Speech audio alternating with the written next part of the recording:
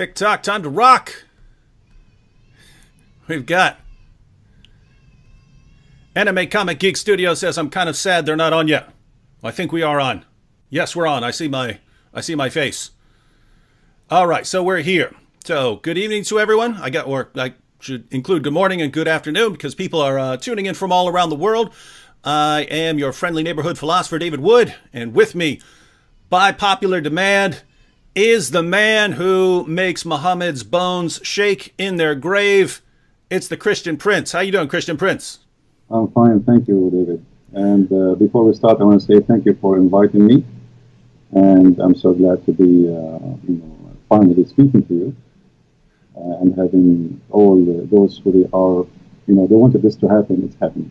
So I'm glad to be here. Thank you. Oh yeah, there were people have been telling me to have you on for months. I'm just not good at contacting new people, but here we are now. All right, so we're going to be taking some questions and comments from everyone in the chat here once we get going. But there may be people here who aren't familiar with you, aren't familiar with your work. So in order to help them get to know you a bit better, why don't you share a little bit about where you grew up, your background, and everyone who's watching, while he's doing that, be sure to wage jihad on that like button and share the link on social media. I am an Arab. I speak Arabic. Arabic is my first language. And I studied Islam. I have a degree in the Islamic law.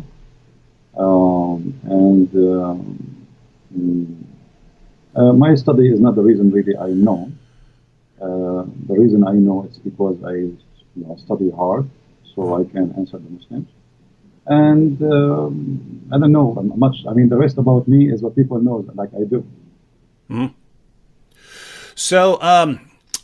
So you have a degree, you said, in Islamic law? Yes. Why on earth would a Christian want to get a degree in Islamic law? When I was very young,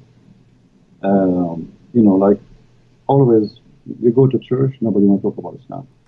You speak to your friends, nobody want to talk about Islam. And the Muslims always, they challenge us, and there's nobody to answer them. So I decided to study so I can learn really what Islam is about. In the same time, I can take a stand for my belief, and that's what I did exactly, which is actually against the will of my family, mm-hmm. because they wanted me to study something useful, not something stupid, Mm-hmm. Because for them they are Christians, and studying Islam is a waste of time. It's not worth it, and it is, it's not a good thing. And I agree with them, But always good things can happen from bad things. Mm-hmm. All right. Well, I wanted to ask you a couple questions about your approach. The kind of two issues here. I hear from Christians. I hear from Christians all the time. And guys, those who are asking to adjust the bass and stuff like that. No, there's not. We've started.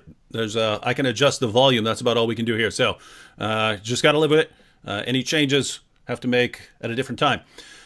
Christian Prince, I hear from Christians all the time, and you're a perfect person to answer since you're the Christian Prince.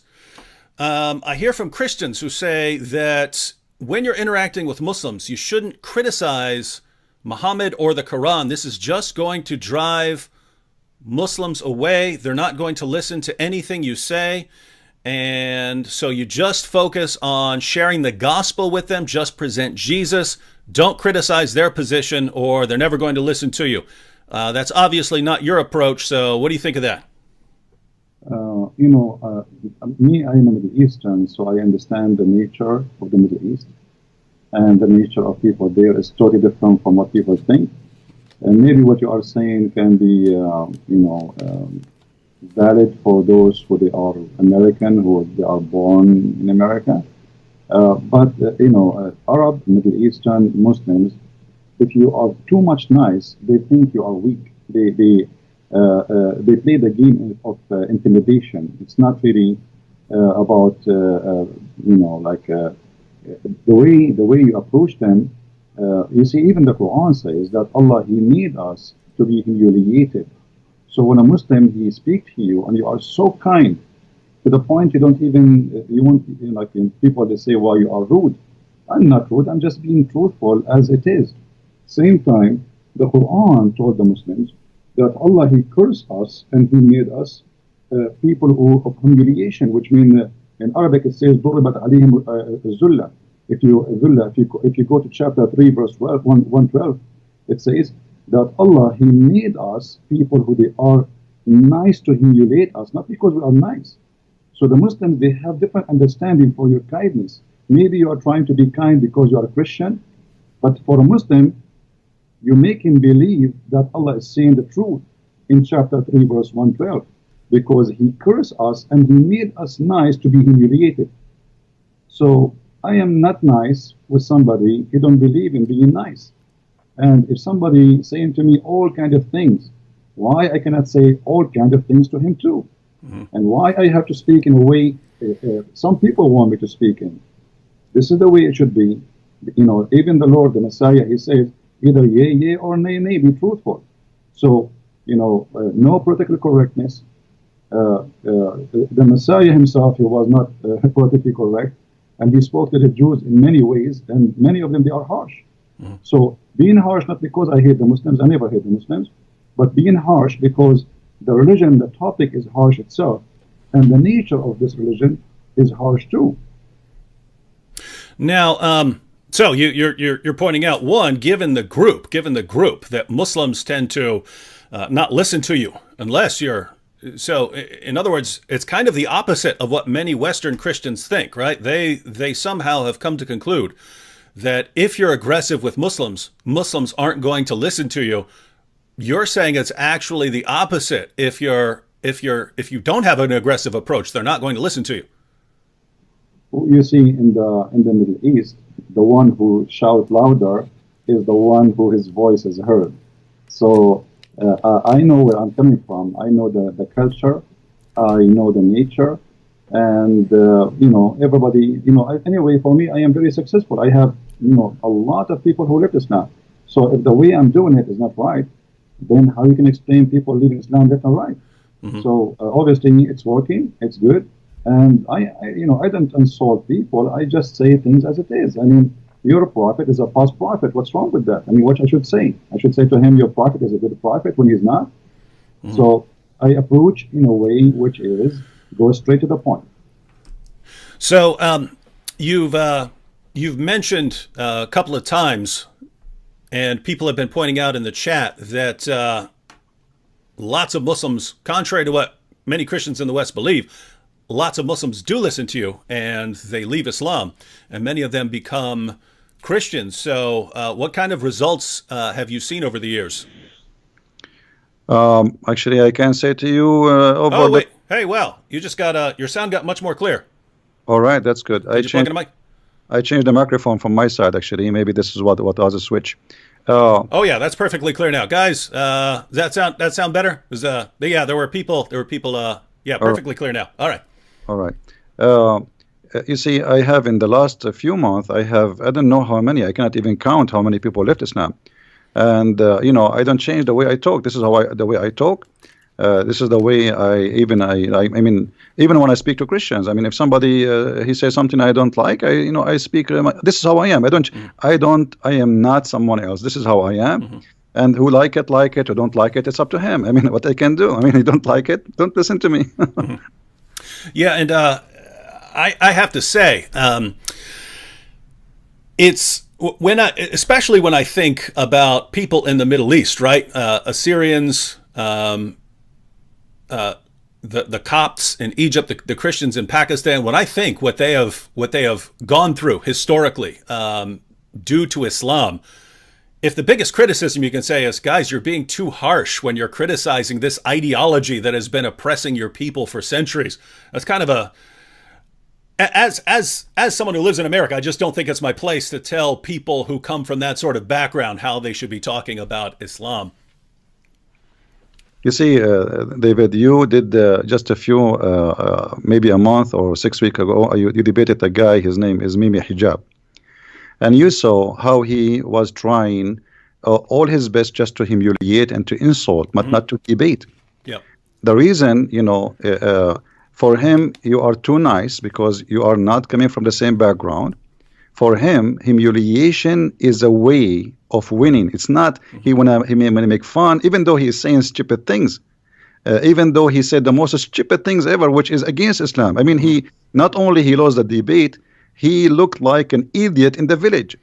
So yet he think by making fun, he is the winner. So this is a culture thing. This is a mentality. This is a mindset.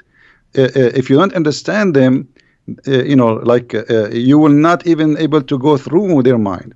They grow this way, and they think if you are kind, that's mean you are weak, and if you are very gentle and you are not rude, that's mean you don't you are afraid. This is how they see it.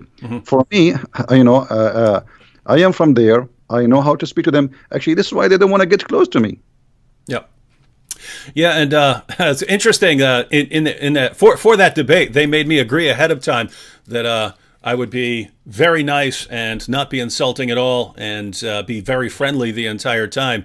And so it seems they understand as well that if you can get the Christian debater to be nice the entire time, and the Muslim to be insulting, yes, there are Westerners who will watch that and think, oh, this, why is this guy being so insulting?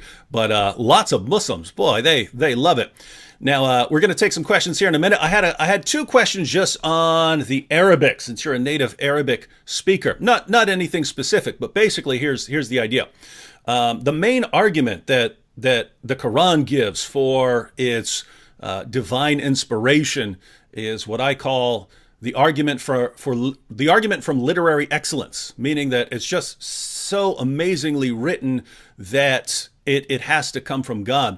But I read the Quran a lot, and I just think it's the most horrible book that I've ever read.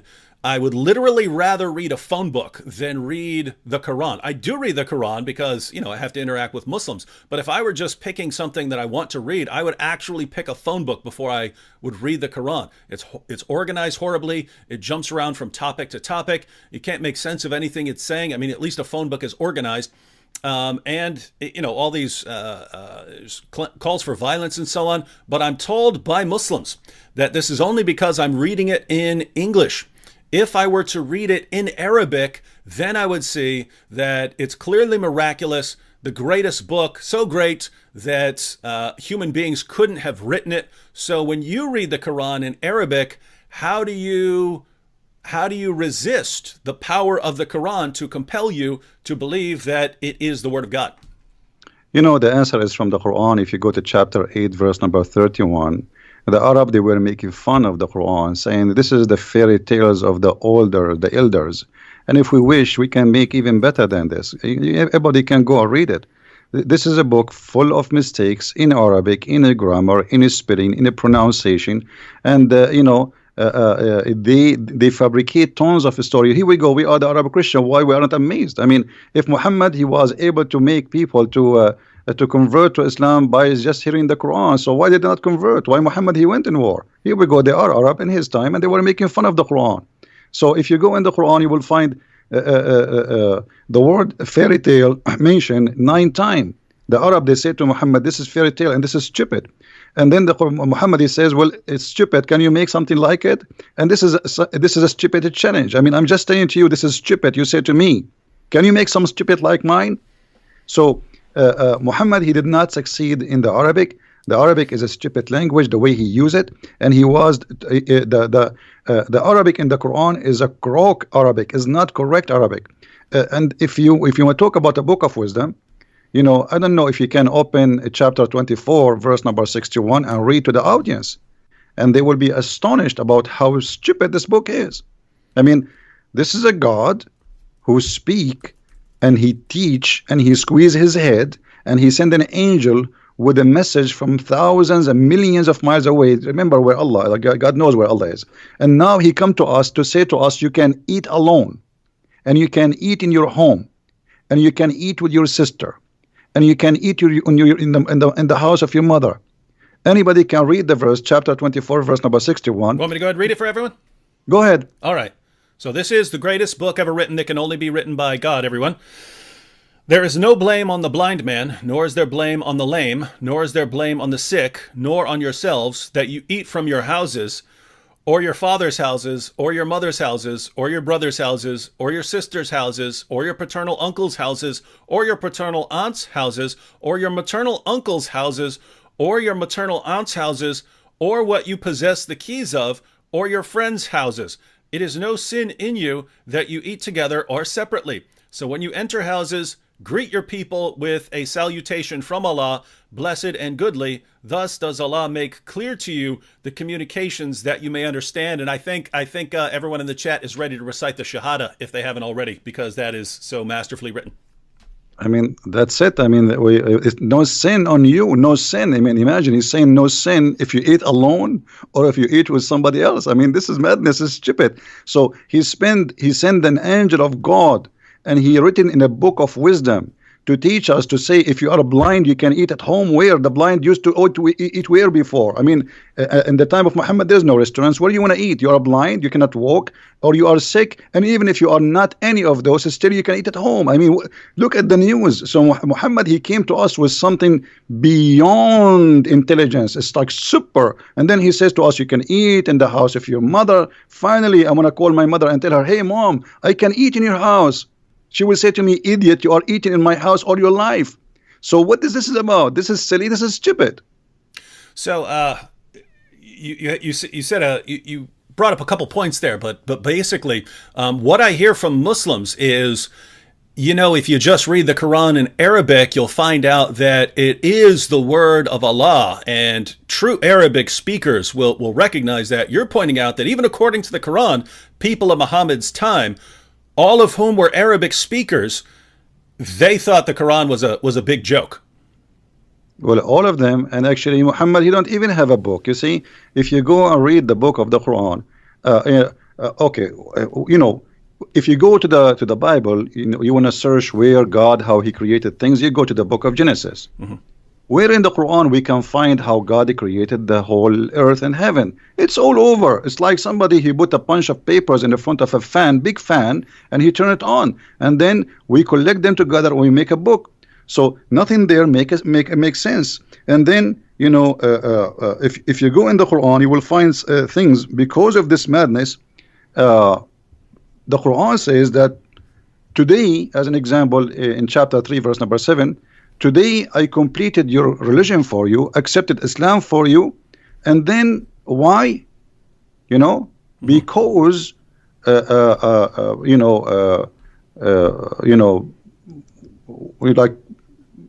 make you, you know, like not to eat pigs, not to eat pork. Mm-hmm. So when the Quran speak about religion, then we will find, you know, like, I mean, I don't know how to explain to you. I wish everybody can, you know, speak Arabic, because you will die laughing from the stupidity of this Arabic. Mm-hmm. If we go in the Quran, as an example, in chapter 3, verse number 85, it says, the one who accepts other than Islam, Allah will not accept from him. And then Allah, in the same chapter, he says to us that the Christians and the Jews and the Sabian, they will go to heaven. Then, but why you call them Christians, and why you call them Sabian, and why you call them Jews if they are Muslims? This is stupid. If you go to chapter 5, verse number 3, it says that Allah, he forbid for you, etc., etc., etc., etc. And then he said, today I completed my favor upon you and choosing Islam as religion for you. But this is the chapter 5, verse number 3. It is in the beginning of the Quran. This verse can be accurate if this is at the last verse in the Quran. Like Jesus in the cross says it's complete. Here, it says complete in the beginning of the Quran. How we can solve this problem? This problem can be solved easy by saying, okay, the one who made the book, he took this verse, he put it here, but it should be at the end of the book. And yet the Muslims, they say to us that this is the book of Allah. If Muhammad said this verse in the beginning, that means all the chapter after chapter 5, verse number 3 are fabricated. Because he just said, I don't know if you can read it for us, David. Mm-hmm. Chapter 5, verse 3, if you can read it, so people, they can see. I mean, this is crazy. How he complete the religion for them, accepted Islam for them. I complete my favor upon you. Mm-hmm. Ready? Chapter 5, verse 3. Forbidden to you is that which dies of itself, and blood, and flesh of swine, and that on which any other name than that of Allah has been invoked, and the strangled, and that beaten to death, and that killed by a fall, and that killed by being smitten with the horn, and that which wild beasts have eaten, except what you slaughter, and what is sacrificed on stones set up for idols, and that you divide by the arrows, that is a transgression. This day have those who disbelieve despaired of your religion, so fear them not, and fear me. This day have I perfected for you your religion, and completed my favor on you, and chosen for you Islam as a religion. But whoever is compelled by hunger, not inclining willfully to sin, then surely Allah is forgiving, merciful. I'm sure there are here more people, even more people, ready to recite the Shahada after hearing that. So he completed his favor upon them by saying to them, you cannot eat pork. That's it. Islam is complete now. So all the chapters after, and here you notice, I don't know if you noticed with me, David, that in the same verse at the end it says, after all what he forbade, if you are hungry, still you can eat all of those, which means you can eat pork. Even pork you can eat. But then we find this is a contradiction for chapter 2, verse number 65. Isn't it Allah who cursed the Jews and he made them pigs and monkeys because they broke the Sabbath? Why they broke the Sabbath? Because they are hungry. Because Allah, he made this fish only appear in the Sabbath. So those people, if they are hungry, they are not allowed. But if the Muslims are hungry, they can eat pork. Yeah, I've never actually made a video on that one. I might have to knock out a video on on that contradiction there. One more question, then we'll turn it over to chat here. Along the same lines, one of the other things that Muslims say, because one of the main arguments that they give, thanks to Ahmed Deedat and Zakir Naik, is the amazing scientific insights of the Quran, that Muhammad knew things that no one at the time could have known and that weren't discovered until centuries later, and scientists are still marveling at the amazing scientific accuracy of the Quran even today. I sit here and I read the Quran and it looks like a scientific catastrophe. It looked like if you were to invent the most ridiculous picture of the universe that you could possibly come up with, that's what Muhammad believed about the universe. If you could come up with the silliest theories about human reproduction that you could possibly come up with, that's what Muhammad believed about human reproduction. But what I hear from my Muslim friends is, in the Arabic, you find that everything is correct, that it's amazing and has all these scientific insights. Since you read the sources in Arabic, would you agree with the Muslims that their sources are filled with amazing scientific insights that prove that Islam is true? The Quran is the most stupid book ever I saw all my life, and I challenge any Muslim to prove me wrong. The God of Islam even don't remember which one he created first, the trees or the stars. Have you ever heard of a maker? He says something in one verse, he said the opposite in different verse. The Quran do not know even how the baby is created. He says that the baby, he was a sperm and then he became a congealed blood, which is funny because the sperm was a sperm and then it became a congealed blood. Muhammad, he explained, and he says that the sperm stay inside the mother for 50 days. Have you ever heard of a science like this?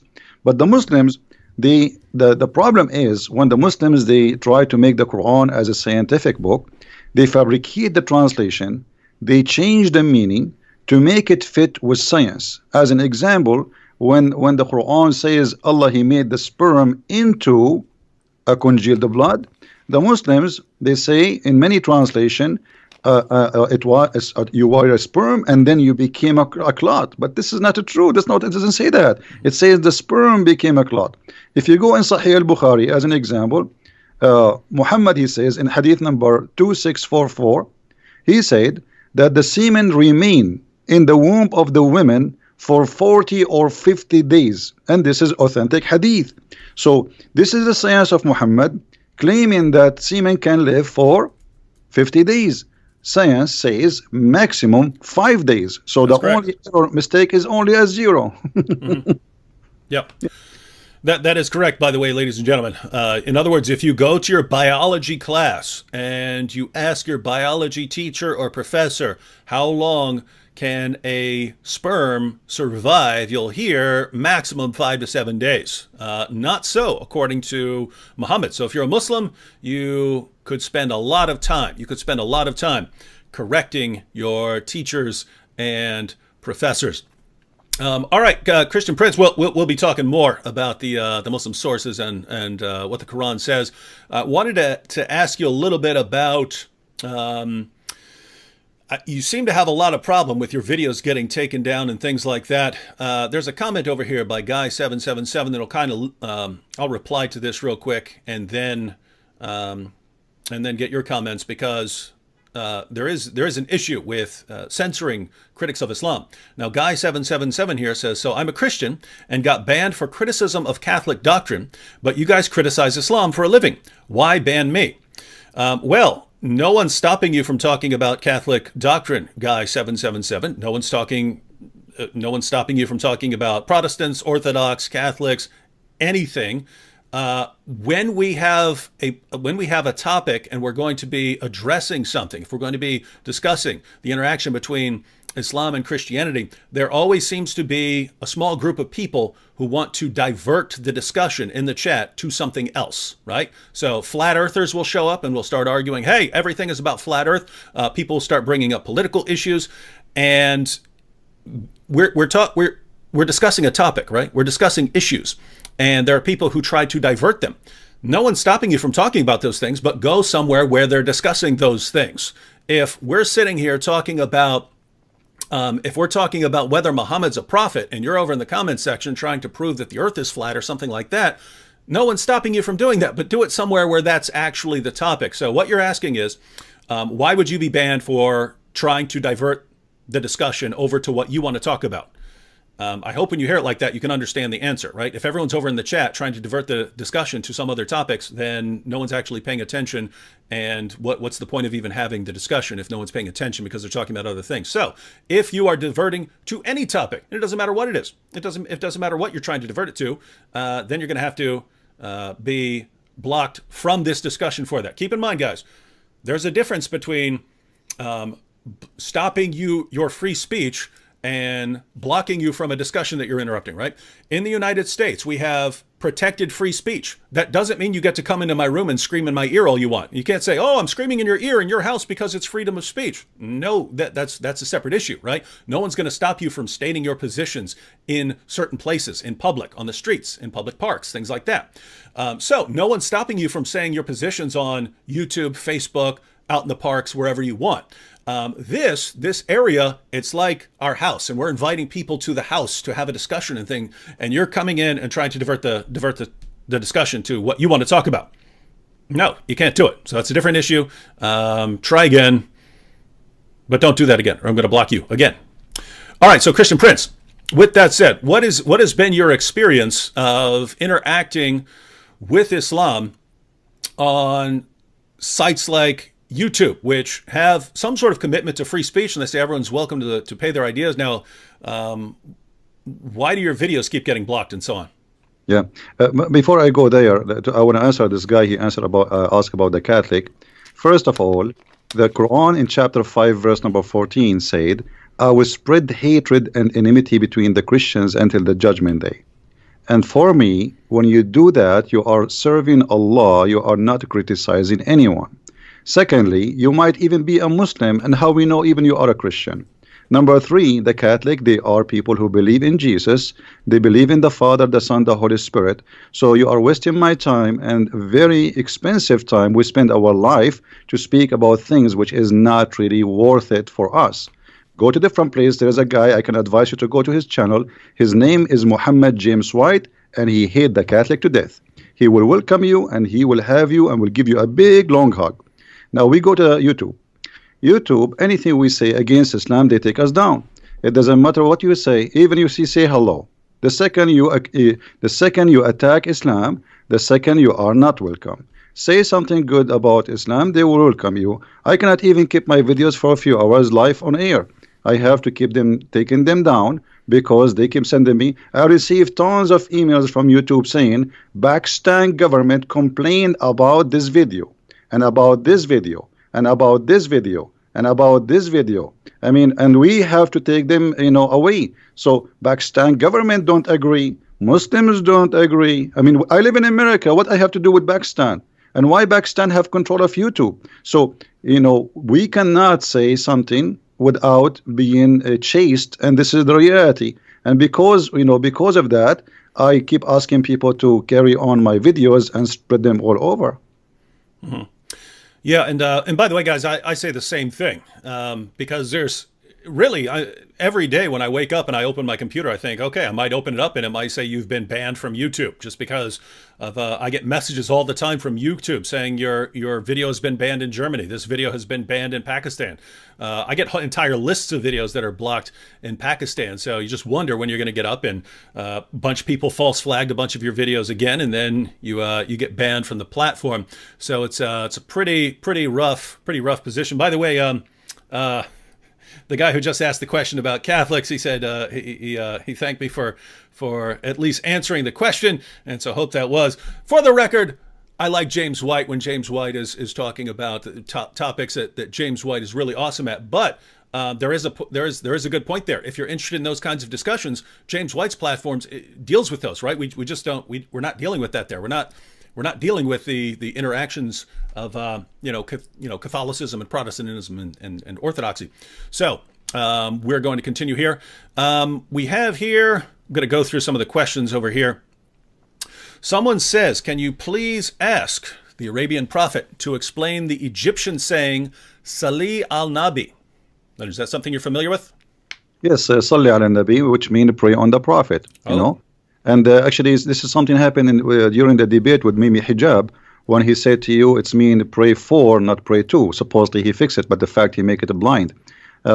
Allah wa malaikatahu yusalluna ala nabi. Allah and his angels, they are praying on the prophet. So salli ala nabi, it is a term which the Arab, they keep repeating based in the order of the Quran, where it says that every Muslim, every believer have to pray on the prophet.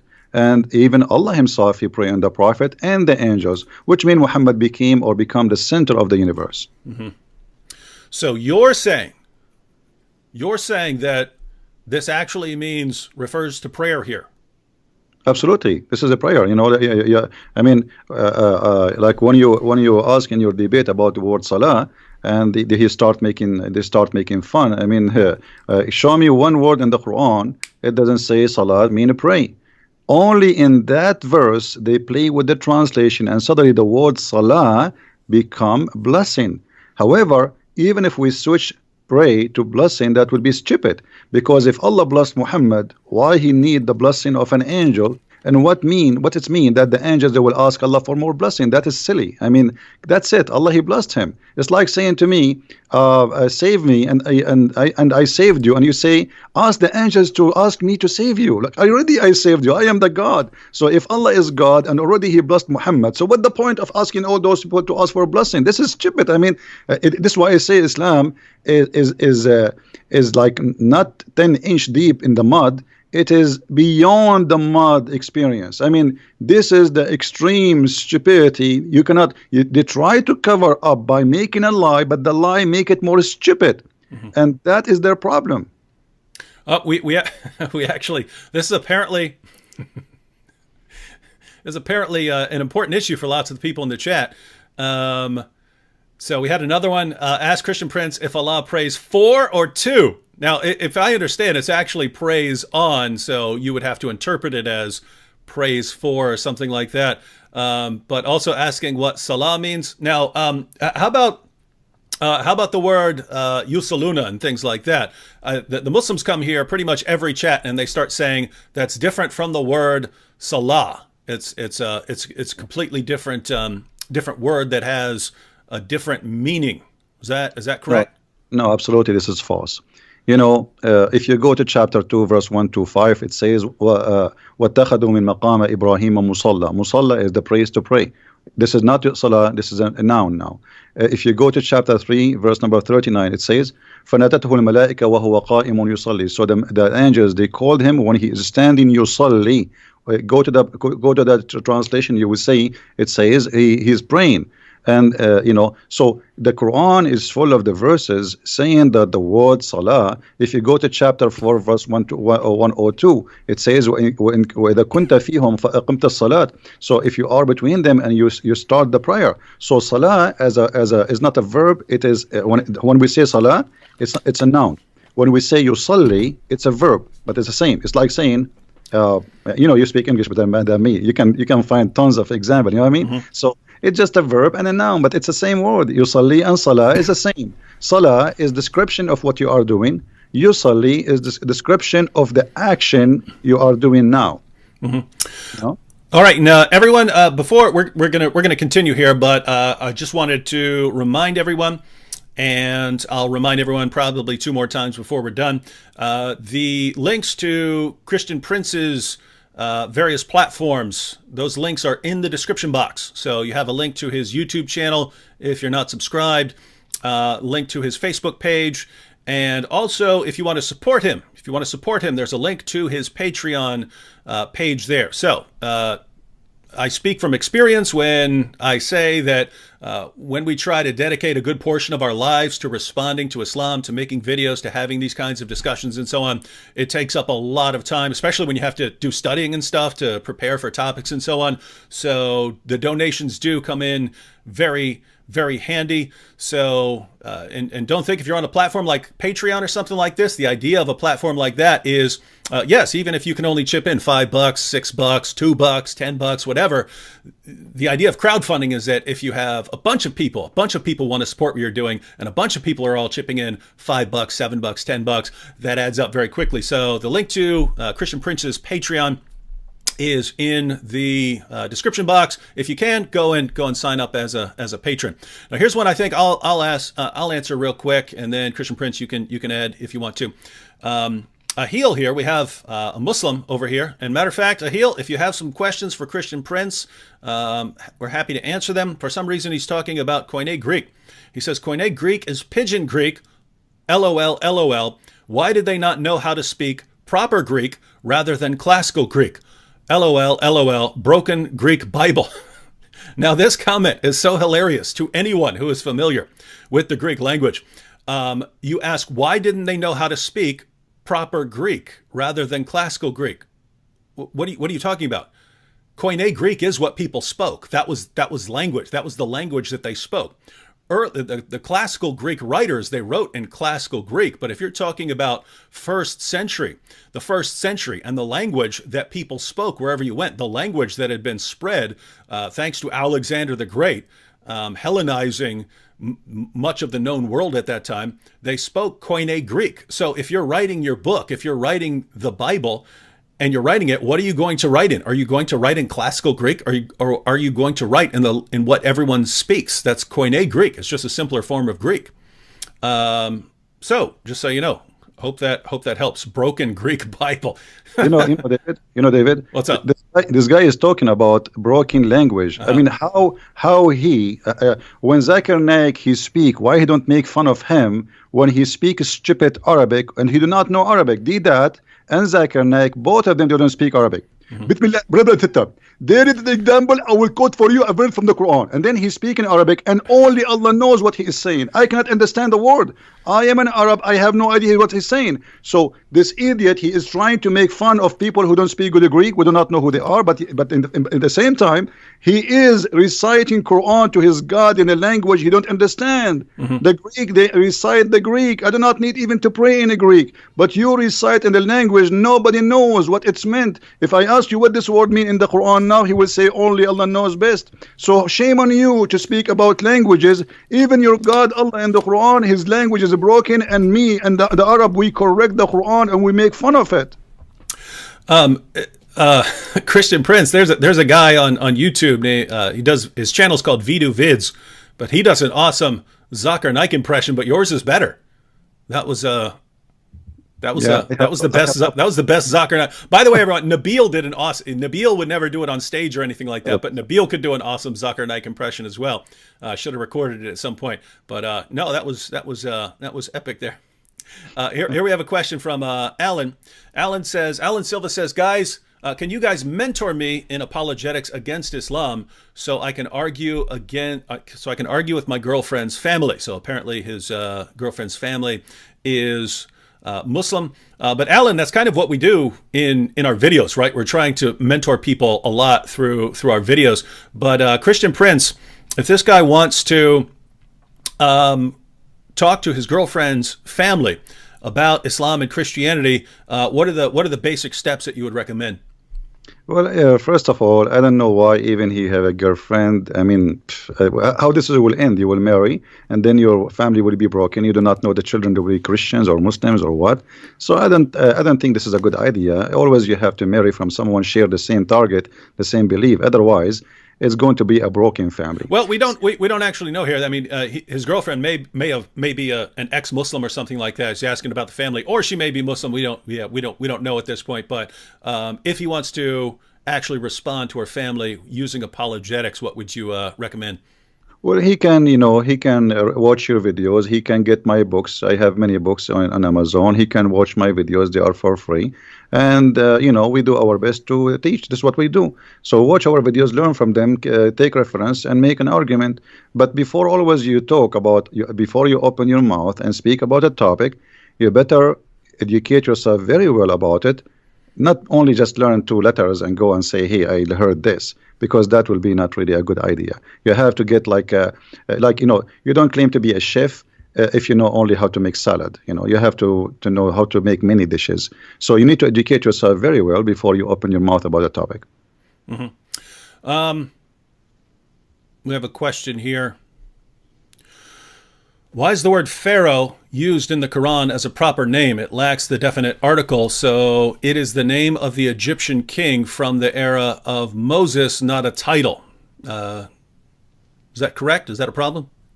Well, when the Quran says Pharaoh, and this is appear in more than 61 places, the Quran don't tell us who is Pharaoh, but it's talking about Pharaoh as a name, as this guy, his name is Pharaoh, which is wrong. Mm-hmm. Same time, there's many Pharaohs. Which one? Mm-hmm. But the Quran, it's very famous about history mistakes. As an example, the Quran mentioned that Moses, he met with the Samiri, and I'm sure you are familiar with the story where Moses, the Samarian, they met with Moses and they spoke with him. So obviously the Quran is not a book of history, and it's mixed up. Mm-hmm. And they do not, Qarun, and suddenly Haman, suddenly Haman appear in the Quran as a minister for the Pharaoh. What Haman have to do with the Pharaoh? Moses and Aaron, they are the uncle of Mr. Jesus in the Quran. So, I mean, who is Jesus there? Even the word Jesus did not appear. There's Mr. Isa. So we have Isa replaced by Jesus in the translation, but this is Mr. Jesus the Muhammad, supposedly. And his uncle is Moses, and his grandfather, his name is Umran. In case you do not know, too, for the people who are listening, the father of Moses, too, his name is Umran. So the Quran is mixed up. There's nothing to do with history we can rely on, and this is why we laugh always about the history of the Quran. Even Muhammad, he could not even David, I want you to challenge all the Muslims who are listening. Who can show us Israel? The word Israel in the Quran repeated tons of time. Okay, I am reading the Quran, and the Quran is the book of God. I want to know who is Israel, where we can find in the whole Quran who is this guy who his name is Israel. We cannot. I challenge any Muslim. So how this book is a book of God, and suddenly he jump and he start talking about a guy, his name is Israel, children of Israel, children of Israel. Okay, who is Israel? Shouldn't you first introduce to us this person? So Quran is a silly book. It is not the same. In the beginning you said yellow pages. Yellow pages is better because yellow pages, you have first name, last name, you have an address, and you have a phone number. Here there's nothing. I wanted to ask you about that name Isa, because I've read a few theories about where that name came from. Some people have said that maybe it came to Arabic through multiple other languages before it got there, and so that's the one that they were using. I've seen maybe it was a special usage because in the Quran Allah wanted to combine it as a parallel with Musa, so Musa and Isa. I've seen that perhaps the Jews were referring to Jesus as Isa, using the name Esau because they regarded that as an insult. So when the Jews of Arabia referred to Jesus, they would say Esau, and Muhammad just didn't know, so he picked up the term. Do you have any theories on why it's saying Isa rather than Yasu? You see, the Muslims themselves did not know really how the name came to existence, because we as an Arab and all the Arabian Christian history, we never heard of a person whose name is Isa. We call him in Arabic Yeshua. In the Hebrew is Yeshua. So we say in Arabic Yeshua al-Masih. You will not find a single Arabic Christian he used the word Isa. This is only a word created and came through Muhammad. It is possible that maybe the Jews, they were insulting, as you said, but really there is no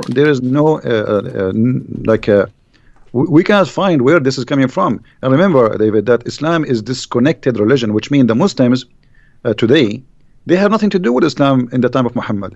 The first book written about Muhammad, it was hundreds of years after Muhammad. There's nothing about Muhammad. You know, the Quran itself, the one we are reading today, they're saying that this is according to recitation of Hafs.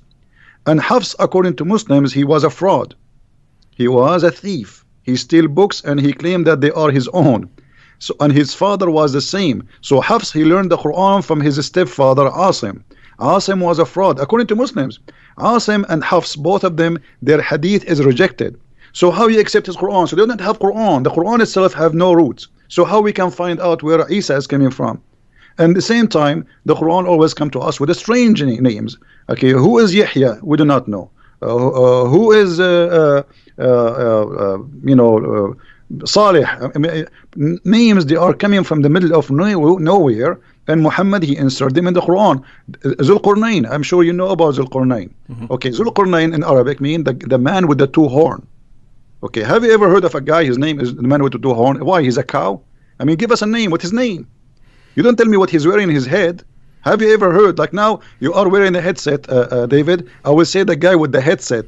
And then a guy who come after 10,000 years, he will know, he will recognize David Wood because he was wearing a headset. This is stupid. So when you say the man with the two horns, shouldn't you tell us first what his name, where he was, which country, what language he speak? So this is a silly book, have no roots, and it's a collection of fairy tale stories. As we said, the Arab, they keep saying that to Muhammad. And Muhammad, he is just trying to make himself a prophet. And okay, they asked him, the Jews, they came to him, they said, okay, tell us about Zulqarnain. He started telling them, first of all, he did not answer right away. He waited until supposedly Jibril came, and he told them, okay, Jibril told me the story of Zulqarnain, and he started telling us a story about he found the sunset in murky water.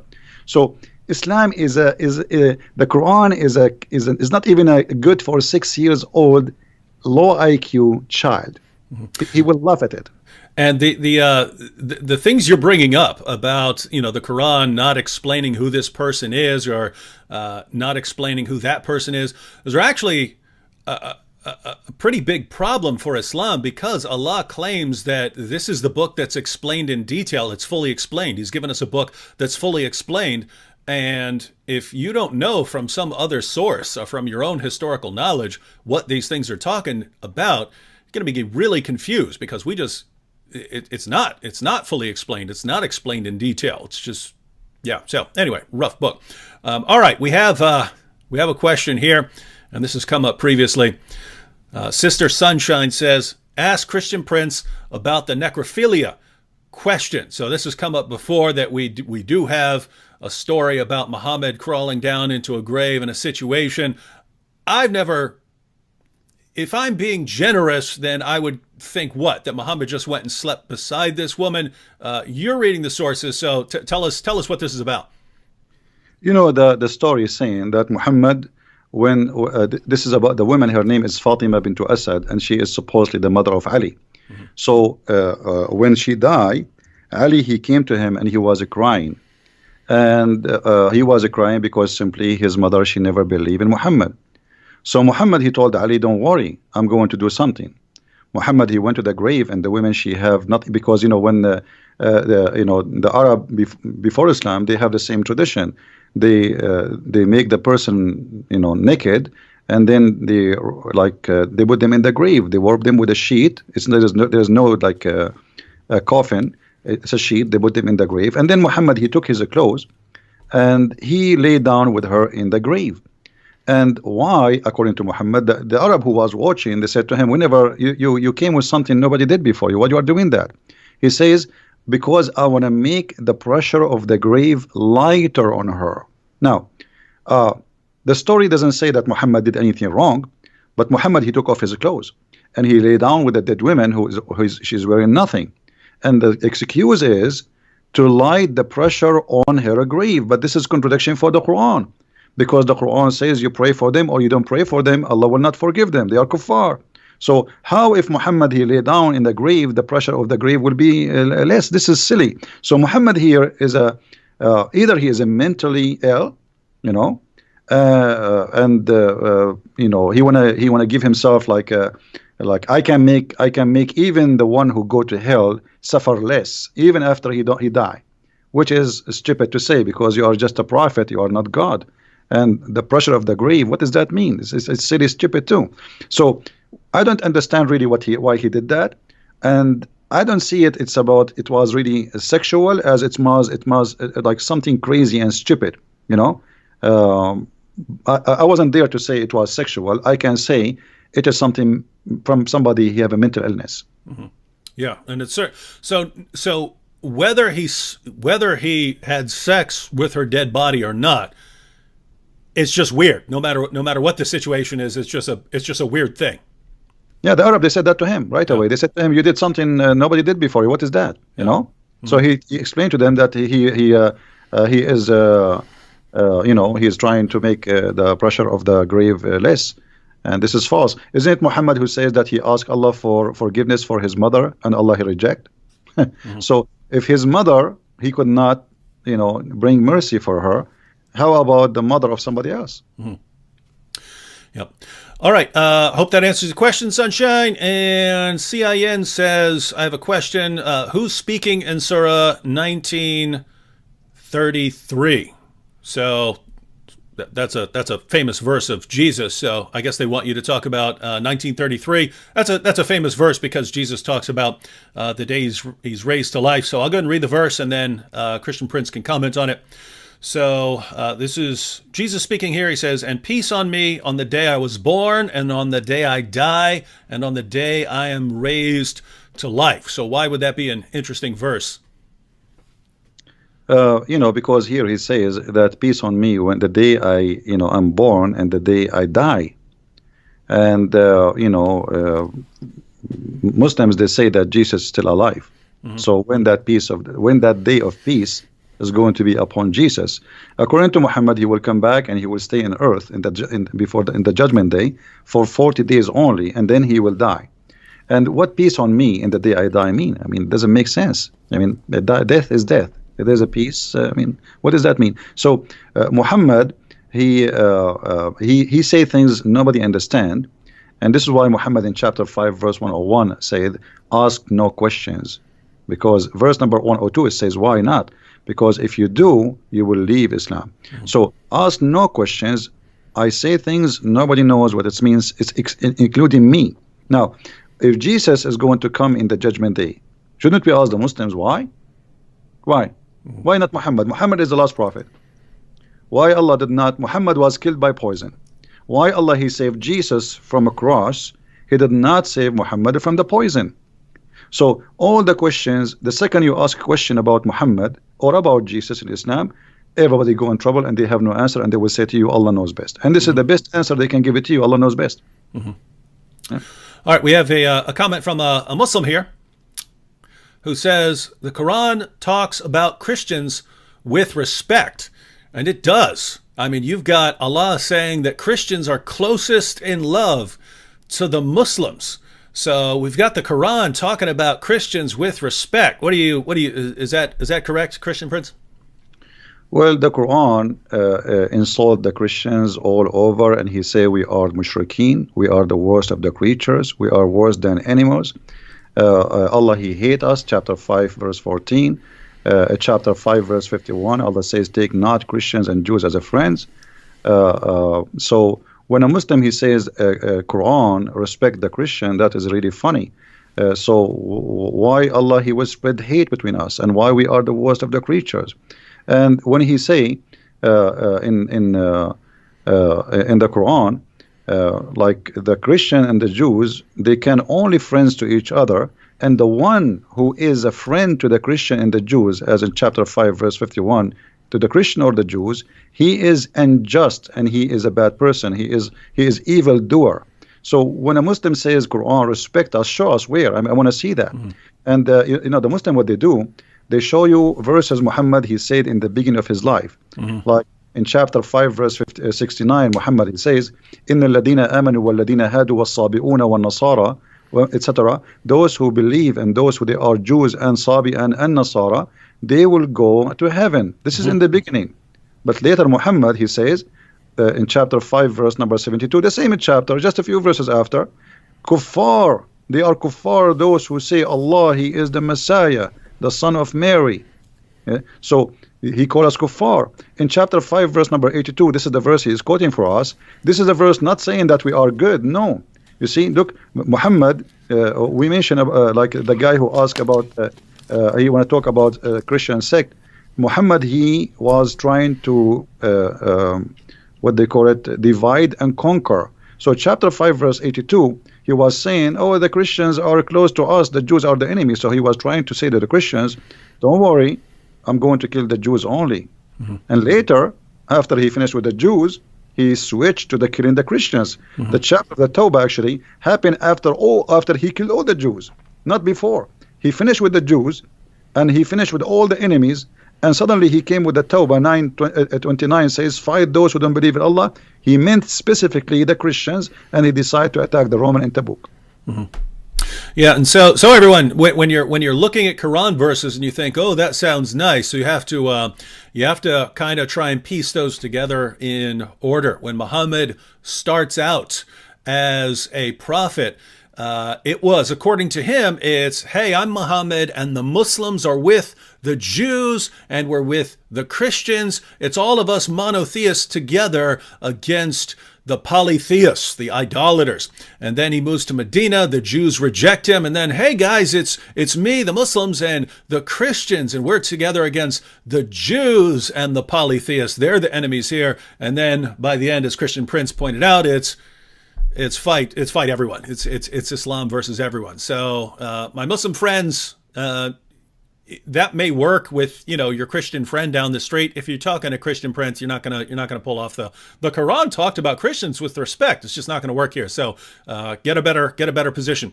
David, Yeah. what about to say to him, I want to say to you, you are kafir. Let us see what he will do. Let us say, I'm going to say to you, you are najis. Isn't it Muhammad? He says that the Christian, the Jews, all who don't believe in Allah are najis. Najis means filthy, dirty. So if I call you najis now, is that respect? I mean, they say silly stuff. Those things can work with those who do not know. Yep. Don't try those tricks with us. You have no idea you are talking to who. Yep. Here's a good one. Christian Prince. I would join this man as well in hearing your thoughts on this. He says, Christian Prince, do you think that Muhammad received a satanic revelation and believed his message, or do you think he simply saw prophethood as a way to gain power and knowingly created a fabrication? So was Muhammad sincere, but he was deceived by evil spirits, or did he know what he was doing? We can say both, but I believe strongly if you go to Sahih Muslim, you will see Aisha in hadith number 1464. She said, Inna rabbuka yusari'u ila hawaka ya Muhammad. I see that your Lord, your Allah, he just trying to satisfy your sexual needs. She's talking about his sexual. He make verses saying any woman she want to give herself to the prophet, so the prophet he can sleep with her. So even the household who live in the household of Muhammad, Aisha, his favorite child wife, she got him busted. I see that your Lord, he has hastened for your desire. What desire we're talking about? Sexual desire. So it's very clear that in the time of Muhammad, people didn't notice that this guy, he is God. He is the God. He is the one. God is just a puppet. He use him so he can control.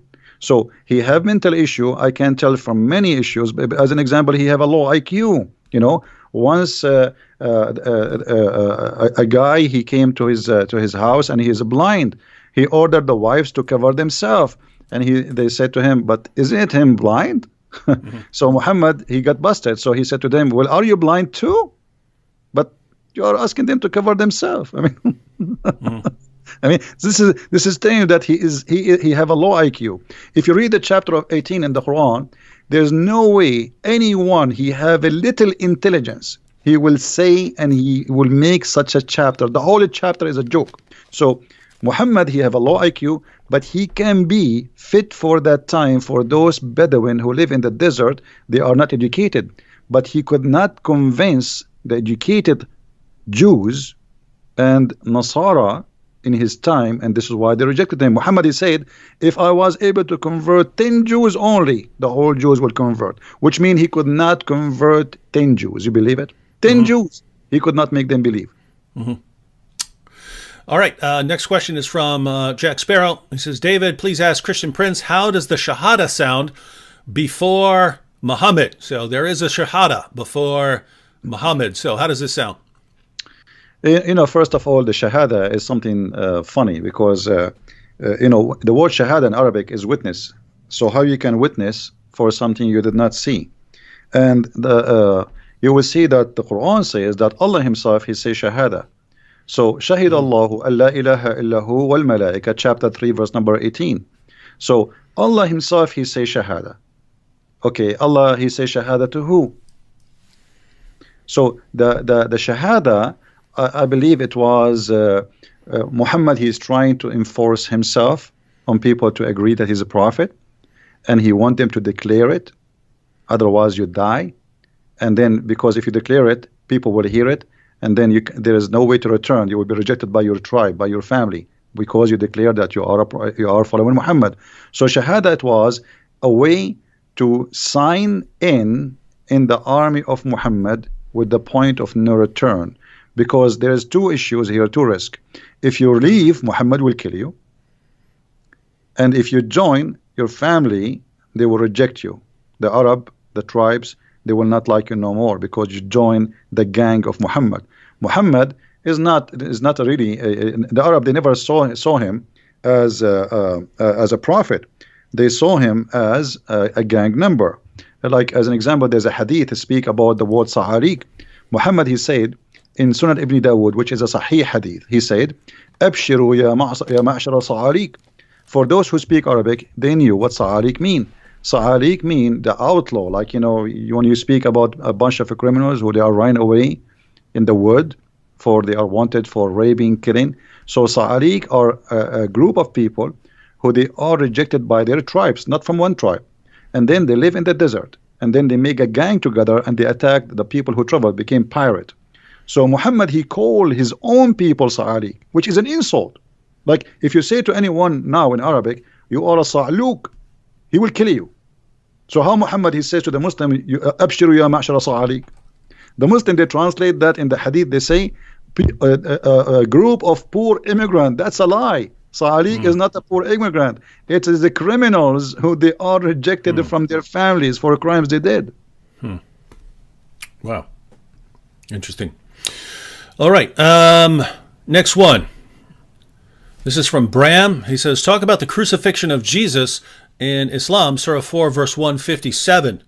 So what's your take on that? There are multiple takes on this as far as, you know, even according to Muslims over the years, whether this is saying that Jesus wasn't crucified or whether this is simply saying that he wasn't killed by the Jews, or whether it's saying that, you know, even though he was killed, it wasn't, you weren't the ones that killed them. So what's your take on Surah? So just so everyone knows, Surah 4, verse 157, this is where we have that the Jews are boasting that they killed Christ Jesus. And the Quran says, but they killed him not, nor did they crucify him, but so it was made to appear to them. What's your take on that, Christian Prince?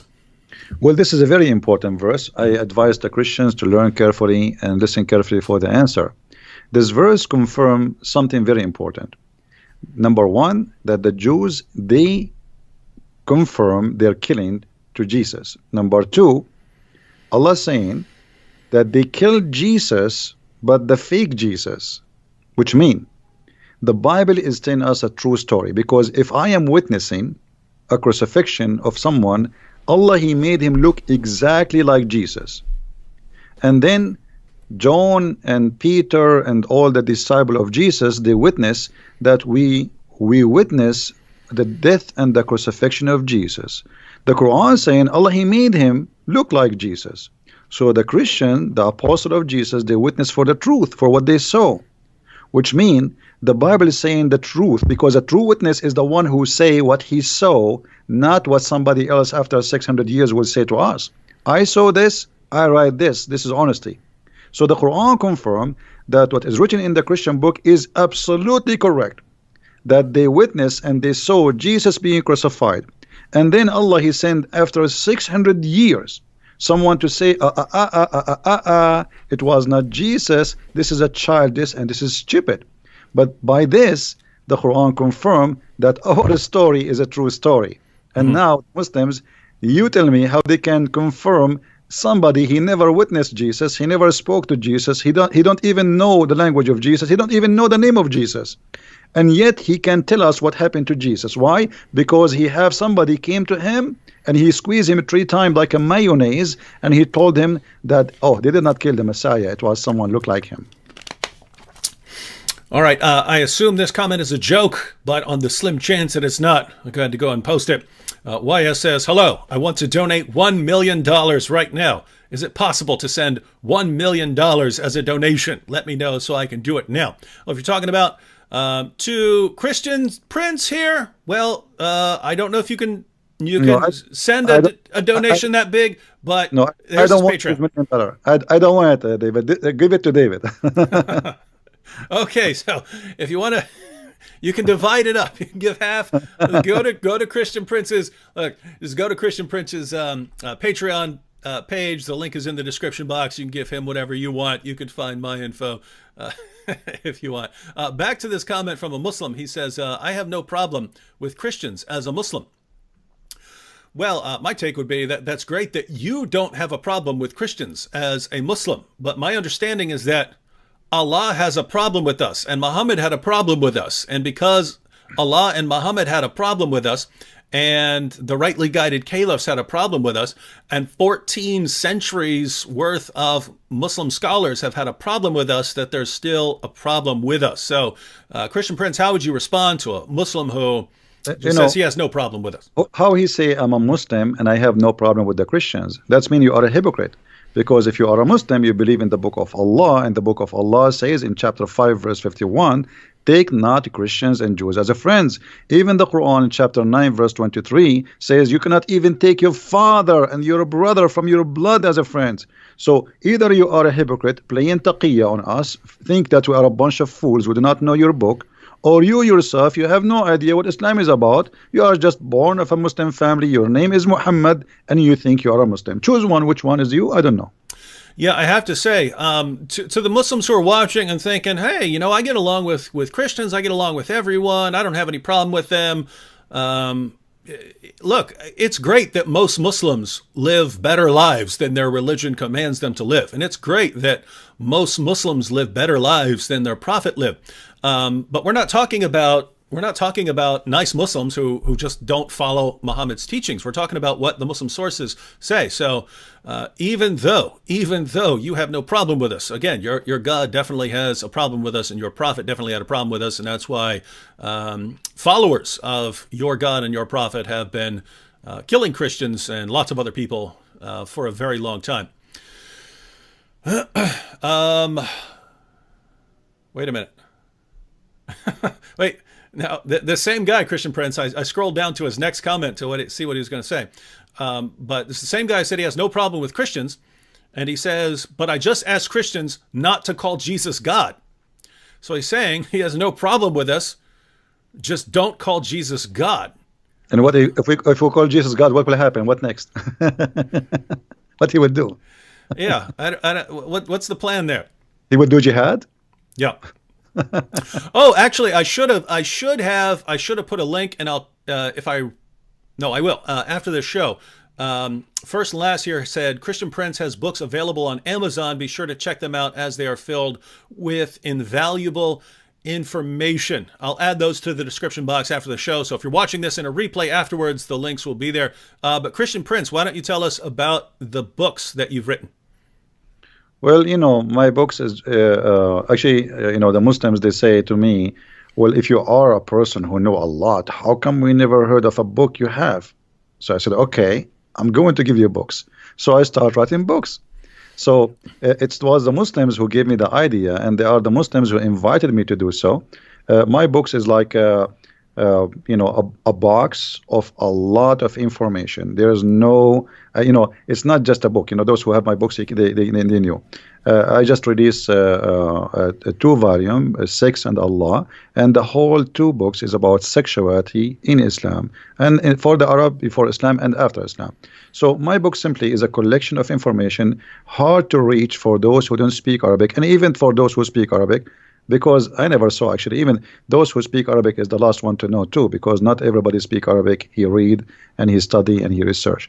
So my books is an easy access with a translation for a lot of information people never heard of, from those who speak Arabic and those who never know Arabic. So and you can ask people who have my books what they think about it. For sure, the Muslims don't like my books. They hate it, and they give it a bad review without buying it, which is not normal. Now, aren't you simply telling them what's in the Muslim sources? Why wouldn't they be super happy over that?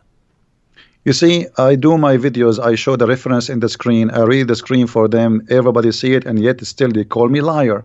So Muslim, when he sees something very, very, let us say upsetting, something show something really crazy about their religion, the only thing they can do, either they leave Islam or they go in denial and they say liar, liar, liar. So I hear always liar. I heard it from many people, and many of them, by the way, they accepted the Christ and they left Islam. But in the beginning they say liar because it's shocking. It is really disgusting. What are you talking about? This is my prophet, the prophet I love. I heard the good news about him. David, you do not live in the Middle East. If you go in the Middle East, you go to the bedroom, you hear the Quran, because they play it in the speakers, in the loudspeakers.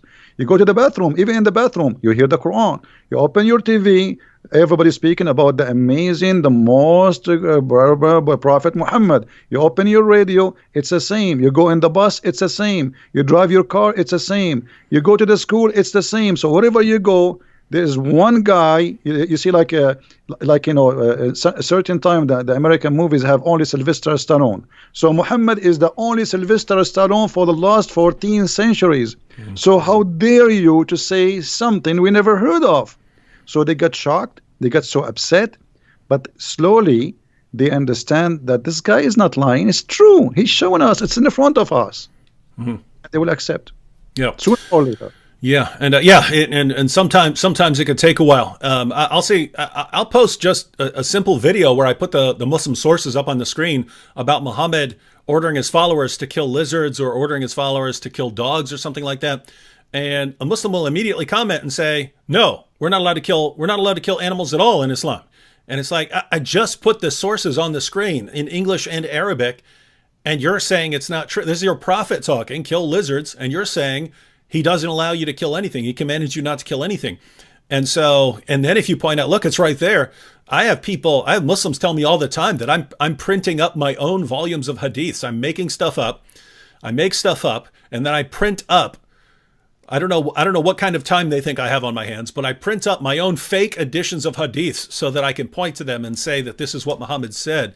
And it's just amazing that, a Muslim will hear something from his mom when he's growing up. And then when you show him that his prophet said the exact opposite, he'll stick with what his mom said and accuse you of making it up, even though it's not hard to go on a Muslim website and look up these sources. Interesting stuff. All right. Someone asked, what's the Islamic concept of an apostle? What is an Islamic apostle? If Muhammad's an apostle, is Isa, Jesus, an Islamic apostle as well? I don't know what they mean by apostle. Are you talking about like a messenger? Yeah, he's talking some Quran translations will translate it as apostle, and others will translate it as messenger. Yeah, well, there's no, like, apostle should not really appear as a translation. It should come out as either as a nabi, which means a prophet, or a messenger. Because Muslims, they make a differentiation between a prophet and the messenger, which is very silly too. Because how you can be a messenger but not a prophet? The second you deliver a message from God, that is a prophecy from God. And God Himself is the first prophet, because the true prophet is God. He is the one who prophesies about the future, and the rest, they carry the prophecy. So Muslims, they have a very funny understanding that there's a messenger and there's a prophet, and Muhammad is both of them. He's a messenger and he is a prophet in the same time. But here, David, maybe you can ask the Muslims who they are in the crowd, can somebody give us a prophecy of the prophet Muhammad in the Quran? Like what? What about the war between the Romans and the Persians? What do you think of that? If you go in the hadith, I just made a video about it a few days ago. Oh yeah, oh that's cool. It says that this hadith, this verse was revealed after they won, not before. So Muhammad he said that verse after the Roman they won the war. Secondly, if you go and study, let us go first to the hadith. Just let me get the reference. And this is Sahih. Okay, let me give you the link. David, maybe you can read it there. Is that okay? I'll give it to you in Skype. Maybe you can open it, and you can read it better than me. So you can have the reference, or for people who can read it. It says clearly there that when the Roman they became victorious, this verse came. Oh, I got it. All right. So, yep, this is Sahih, Jami at-Tirmidhi. Abu Sa'id narrated, on the day of Badr, the Romans had a victory over the Persians. So the believers were pleased with that. Then the following was revealed. The Romans have been defeated, up to his saying, the believers will rejoice with the help of Allah. He said, so the believers were happy with the victory of the Romans over the Persians. So how this can be a prophecy? The verse came after they won the war. How this can be a prophecy? This is stupid. I mean, right? That's what it says. So they won, the Roman they won, and Muhammad, he said the Roman they were victorious. So what is the prophecy? Same time, even if this hadith does not exist, we get them busted, because Muhammad, he used in Arabic the word bada, and the word bada is between 3 to 9, and the final victory, the Roman they lost Jerusalem in 614, and the final victory it was 28 and 29. So Muhammad he got busted either way, either if it is he say that before they won, or if he say that after they won. But imagine after Trump he won, I say, let me give you a prophecy. He won, and the Republican will rejoice. That's funny. He won already. He won a year ago, in the year 2016. So the hadith in front of you is very clear. Same time, there is a question, and no Muslims can answer, why the Muslims will rejoice for the Roman victory. Isn't it the Roman are kuffar? Why they will rejoice for the victory of the Roman? What they have to do with the Roman? So, and by the way, everyone, Christian Prince, as far as I know, this is the main prophecy that Muslims go to. So you're saying that they're the main one they go to when we ask them about a prophecy here, it fails completely. Absolutely, it's stupid in either way, because the years. If you see this hadith here, if we say it's not exist, but they cannot say it's not exist. It's sahih, as you see. So the Roman they were victorious, and then the following verse was revealed. It's very clear. So it's revealed after they've been victorious, not before. Secondly, in Arabic it says غُلِبَتُ الروم, and then it says وَبَعْدَ غُلْبٍ سَوْفَ يُغْلَبُونَ فِي بِضْعِ سَنِينَ. So they are going to be victorious in the word bada 3 to 9, and the Roman took them a lot longer than what Muhammad he predicted. So either we go that Muhammad he was predicting before, and that will make him look as a false prophet, or we say, as the hadith here, which is sahih supposedly, saying that the verse revealed after the Roman were victorious, and that will destroy all the claim anyway. And it's kind of, Even if we granted everything that Muslims claim about this, if we ignore the hadith you mentioned and so on, and we ignore the time frame, that the time frame was not met, even if we ignore all of that and we say, okay, Muhammad predicted this side would win a victory in the future, and they did, it's kind of a really weak prophecy when, you know, you've got battles and they're going back and forth. The wars are going back and forth and so on. That would be like me saying, ladies and gentlemen, the Republicans won the presidency, but at some point, the Democrats will win the presidency again. And then eventually when the Democrats win, I say, you see there, I'm a prophet, ladies and gentlemen. No one would accept that. And yet this is the one they go to, along with all the other problems. Yeah, this is a war happening for 300 years, and they win and they lose and they win. They lose. This is silly. Mm-hmm. Same time, you know, Muhammad, he claimed that the Roman, they will be the major population of the people of the earth. So, okay, well, Muhammad, he made a prophecy about the Roman, and let us see what it is. When Muhammad, he says, and this is in Sahih Muslim, that the Roman, when the judgment did come, they will be the major population of mankind. And this is hadith number 2898a. So, تقوم الساعة والروم أكثر الناس. The judgment day will come, and the Roman, they will be the biggest population of mankind. They are the majority. So, but the Roman are gone. Where is the Roman? Do you know where is the Roman, David? Mm-mm. Where is the Roman now? Here we go. This is a false prophecy. Mm-hmm. If one prophecy made by a prophet who claimed to be a prophet, that's it. He's a false prophet. Mm-hmm. You know? Yeah, and there are other prophecies that Muhammad made where I just can't figure out how they can possibly come true now. So, for instance, Sahih al-Bukhari 71:16 narrated Abu Huraira, Allah's messenger said, "The hour will not be established till the buttocks of the women of the tribe of Daus move while going around Dul Khalasa." But that place was destroyed by Muslims a long time ago, so it's never going to happen. The people of the women of that tribe are not going to be marching around this place anymore. And you have passages like that where it doesn't look like they could ever come true unless this tribe makes a comeback and then, you know, goes back to its practices and starts walking and rebuilds this place that Muhammad's followers destroyed. Then you got others which, I mean, if Muslims really, really take their prophet's words seriously, they should be going and trying to confirm them. So let me give an example. Sahih al-Bukhari 71:19 narrated Abu Huraira, Allah's messenger said, "Soon the river Euphrates will disclose the treasure of the mountain of gold.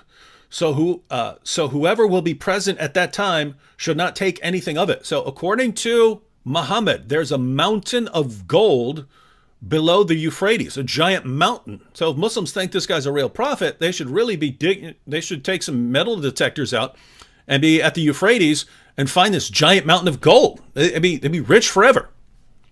Well, as long as you mentioned the Euphrates, do you know where the Euphrates is coming from, according to Muhammad? Where's that? It's coming from heaven. When Muhammad, he went to the seventh heaven, he found that the roots of the rivers, Sihan and Jihan, and Euphrates and the Nile, those are 4 rivers are known. All of them, they are coming from the Jannah. And this is Sahih. This is not, this is like, you can go even to Sahih al-Bukhari, let us see, 56110. So just type the word Euphrates in sunnah.com, and you will see the reference. So there is 4 rivers, 2 of them appear and 2 of them underneath. And he asked Jibreel, who are those rivers? Jibreel told him, those are the rivers, Euphrates and the Nile. Mm-hmm. So this is a lie. I mean, this is obviously, it's a lie. So if Muhammad is a prophet, he prophesy lies. What about the Quran? When the Quran prophesy that the man have a sperm coming from the backbone, this is prophecy. It's something supposedly we do not know. Mm-hmm. And this is Quran. They cannot say it's a weak Quran.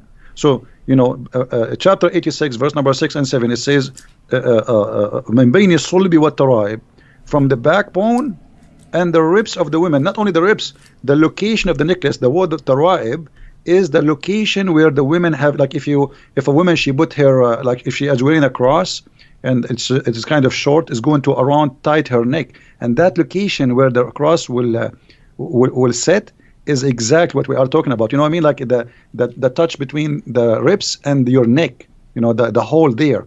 This is exactly where Muhammad, he claimed that women, they have a sperm and it's coming from there, and the man have a sperm and coming from the backbone. What about the chapter of the moon, where he said the judgment day is near and the moon is split? The moon did not split, it was the eclipse, and we can show the reference from the hadith. He was afraid each time he see eclipse, he think it's a doomsday, and same time he said the moon is split and judgment day is near. So moon splitting is a sign of judgment day, but that was 1400 years ago. This is a false prophecy. We can go you know, over and over. All the Quran is full of crazy stuff. One lie will make you be called a liar. So how about having hundreds of them all over the book?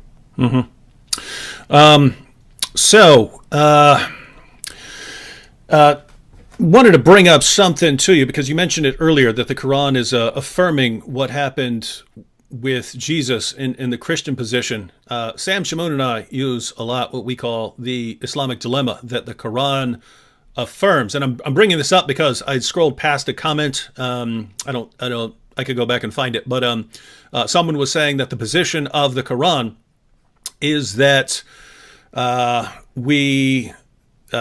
it's the verse from Surah 2 where it says that it's talking about the Jews, and it says, woe to those who write the book with their own hand and so on.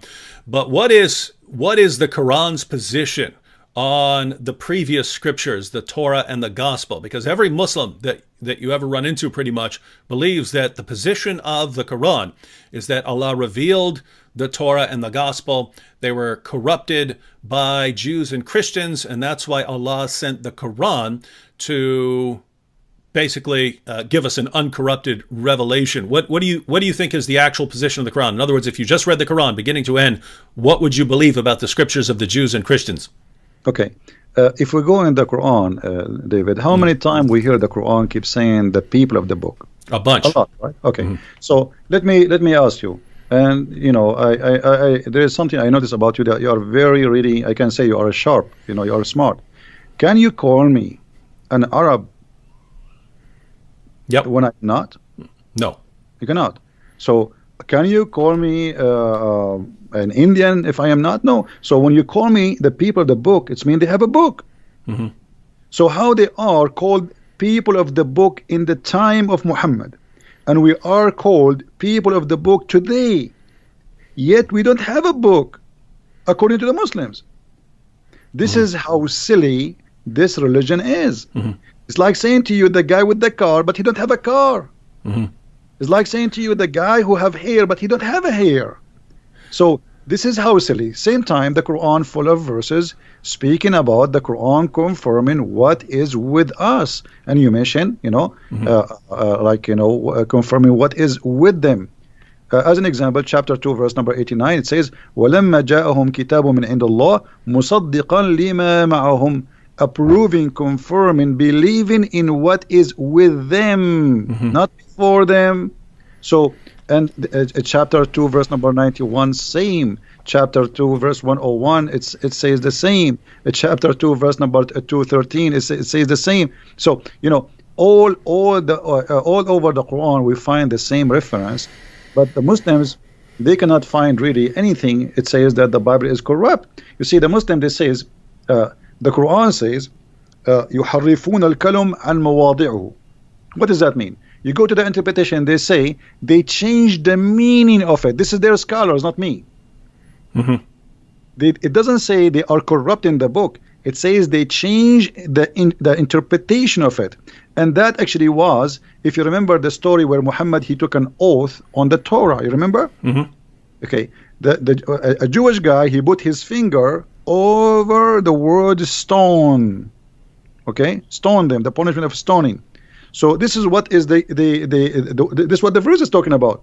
But this is how that can be corruption. You know? The corruption supposedly here happened because the guy, he tried to hide the word in the Torah.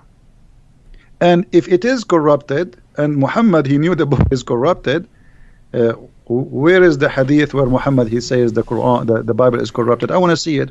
Same time, the Quran never says, what they are claiming to be, and even their scholars don't agree with them, because how in one verse you says you approve what is with them, in the other verse he says they are corrupting, but they are corrupting the word. Same time, يحرفون عن مواضعه, which means changing the location. If you go to chapter 5 verse number 41, maybe you can read it for people there. I will give you like a little bit of time to find it. In chapter 5 verse number 41, it says that corruption here is a change in the location of the words from its location. Does it say that, David? So 541, O Messenger Muhammad, let not those who hurry to fall into disbelief grieve you, of such who say we believe with their mouths, but their hearts have no faith. And of the Jews are men who listen much and eagerly to lies, listen to others who have not come to you. They change the words from their places. Okay, so the corruption here is not taking the verses, is changing the words from their places. All right. Now, if this is corruption, that means the whole Quran is corrupt. Because a chapter of, we just mentioned how the Quran says, today I completed your religion for you, right? The Muslims, they agree that the first chapter was given to Muhammad is now number 96. So if it changing the words from its place will make corruption, that means the Quran is the first one to be called corrupt book, because the whole Quran is messed up. This is not how Muhammad received the Quran, even according to Muslims. So here, there's nowhere it says that they took the verses out of the Bible. All it says, يُحَرِّفُونَ الْكَلَمَ مِنْ بَعْدِ مَوَاضِعِهِ. Some of it, but if you go to the interpretation, it says that they change the meaning. They do not really take it, not literally, they change it from its... and this is the story about the Jewish guy who put his hand over the verse where it says stoning to death. Yeah, and just so everyone read that entire passage, everyone. We just went to Surah 5, verse 41, but the entire passage that follows, especially verses 43 and 47, and then 48, they basically give an outline of the true position of the Quran. So when the Jews come up to Muhammad to settle a dispute, Allah gives the response in verse 43 that they don't need you, Muhammad. They don't need you, Muhammad, because they've got the Torah. And if they don't judge by the Torah, then they're in trouble. So the position... Now notice that would make no sense if the Torah has been corrupted. Then they would need Muhammad to correct them. But instead, it's, hey, Muhammad, they don't need you. They've got the Torah. Then in verse 47, Christians are supposed to judge by the gospel. And then verse 48, and Muslims judge by the Quran. So the position of the Quran is that each group has its book that it's supposed to judge by. Unfortunately for Islam, Muslims eventually went to the Torah and the gospel and realized they don't line up with Muhammad. That should have been the clear proof that you need that you're dealing with a false prophet. Instead, you just said, oh, I guess they corrupted it, contrary to everything that Allah has said in the Quran. And David, what about verse number 68, chapter 5, verse number 68? Oh, yeah, awesome. Doesn't it say that you people of the book, you should practice, you should follow the Torah and the Bible? Okay. Yeah, it says we have no ground to stand upon if we do not stand upon the Torah and the gospel. So how we don't have a book and we the Quran saying to us we have to follow that book? That's really stupid. I mean, give us the book. Yeah, guys. So going back to what Christian Prince was saying earlier, that the Quran repeatedly calls us the people of the book, calls Jews and Christians the people of the book, right? So it's talking about a book that we have. According to what Muslims are saying today, our book was already corrupted. Well, that would have to mean, when Allah is calling us the people of the book, then it must be doing so in an insulting fashion, according to what Muslims are telling us, right? When it calls us the people of the book, it would be calling us people of the corrupt book, right? People of the distorted book or something like that. But that's not what the Quran says. And so going through the other passages that Christian Prince brought up, the Quran is affirming the book that we have. And so, guys, you just have a problem here. And you need to recognize every Muslim wants to believe that the Torah and the gospel have been corrupted because they know that the Torah and the gospel do not line up with Islam. So they have to say it's been corrupted. But as soon as you say it's been corrupted, you're telling us that you know more than your God, because your God didn't know and your prophet didn't know. So you are greater in knowledge than your God. And so maybe you guys should be worshiping yourselves since you know more than your God. You know, David, why the Muslims don't tell us why Allah he wrote the whole Torah to Moses in his hand? The Muslims don't believe in the Ten Commandments alone. They believe that Allah he wrote the whole Torah in his hand on tablet. Okay, what was the purpose if he will not protect the Torah at least? I mean, why? How many load of trucks Moses he need to carry the whole Torah? Imagine the whole Torah written in rocks. So Allah wrote it by his hand, and then that Allah, you know, that's it. Everything is gone. So the Muslims, they have tons of stories. The whole story is that okay, we cannot find Muhammad in your books, so we don't accept your book. As simple as that. If we put Muhammad there, if you add now, if you print a new Bible, fabricate a new Bible and make Muhammad there, they will, Muslims, all of them, they will accept it. Like as an example, there is a very famous book, the Muslims, the Gospel of Barnabas. Right. Yeah. Okay. But this book is stupid. I mean, you know? Yeah. It's a 13th to 15th century forgery that was written in Italian. I mean, it's written. Not only that, this book is saying that Muhammad himself is Jesus himself. Muhammad himself is the Messiah. So the Muslims, they speak big mouth about it, but then nobody read it. But just because the name of Muhammad is there, supposedly they like it and they promote it and they made article about it. But none of them will accept it because they are hypocrite. If you accept the book, okay, I challenge you to publish it and accept it as this is the true Bible for the Muslims. But they will not do that, because they knew it's a fabrication. And this is the sign of the hypocrisy when somebody says to you, I like to eat shish kebab, but I will never order it. You know, he will never order it, but he like to eat it. So how come you like this book, but you will never order it to be your book in the library to teach your children? Because he's a hypocrite. Yep. All right, so we've got about, we want to cut off by 10 o'clock, so we got about 20 minutes left. Here's a good question from the apostate prophet. You know the apostate prophet, Christian Prince? Yes. Yes. The apostate prophet says, could it be, so he's going back to the crucifixion of Jesus. Actually, he probably posted it back when I'm way behind on comments. I'm only like halfway scrolled through the comments. But he said, so this is probably when we were talking about the crucifixion earlier.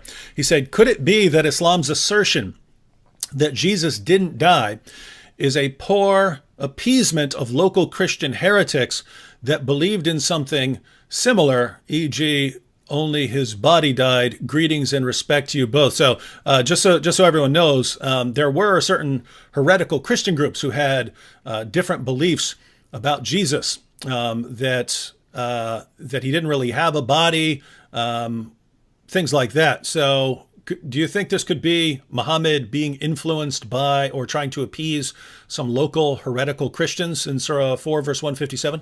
Yeah, there is some books is rejected where he's speaking that the Messiah, for he is a son of God, there is no way the Father will let him be tortured. So it most likely this one was on the cross. God, he made the body of a person who looked like Jesus, but this is not Jesus. And obviously Muhammad, he carry on with that fallacy. So it's possible, but we cannot really confirm 100%. But there is people who they believe that Jesus, because he's son of God, well, there's no way that God, his father, they will let him be tortured. And actually, once a Muslim, an Egyptian Muslim, he said to me, well, you know what? If Jesus is the son of God, then his father will save him. I said, okay, well, if this is your logic, that's good. Because that means Jesus, son of God in Islam. He said, how? He said, you just told me, if Jesus is son of God, his father will save him. He said, yeah. I said, okay, didn't Allah save him in Islam? So, yeah, Muhammad, obviously, he have nothing of his own pocket. Nothing about Christianity, nothing about Judaism. He is a person who copy, but he have a bad ears, to the point even he cannot pronounce names correctly. So Amran became Umran. You know, all the names, he got them wrong. So Muhammad, he cannot be a person who is making things as much he is copying, especially when it's come to Christianity and Judaism. And even the stories of, like, as an example, you know, the chapter in 18 is speaking about the 7 sleepers. But this is a story written hundreds of years before Muhammad, and it's a fiction story. Yep. So how Muhammad put it in the Quran? because simply he's trying to bring stories which is interesting to his book to make himself a prophet who knows. And if you read the chapter, you will die laughing. You know, the verses says, some they say they are 4 and their dog is number 5.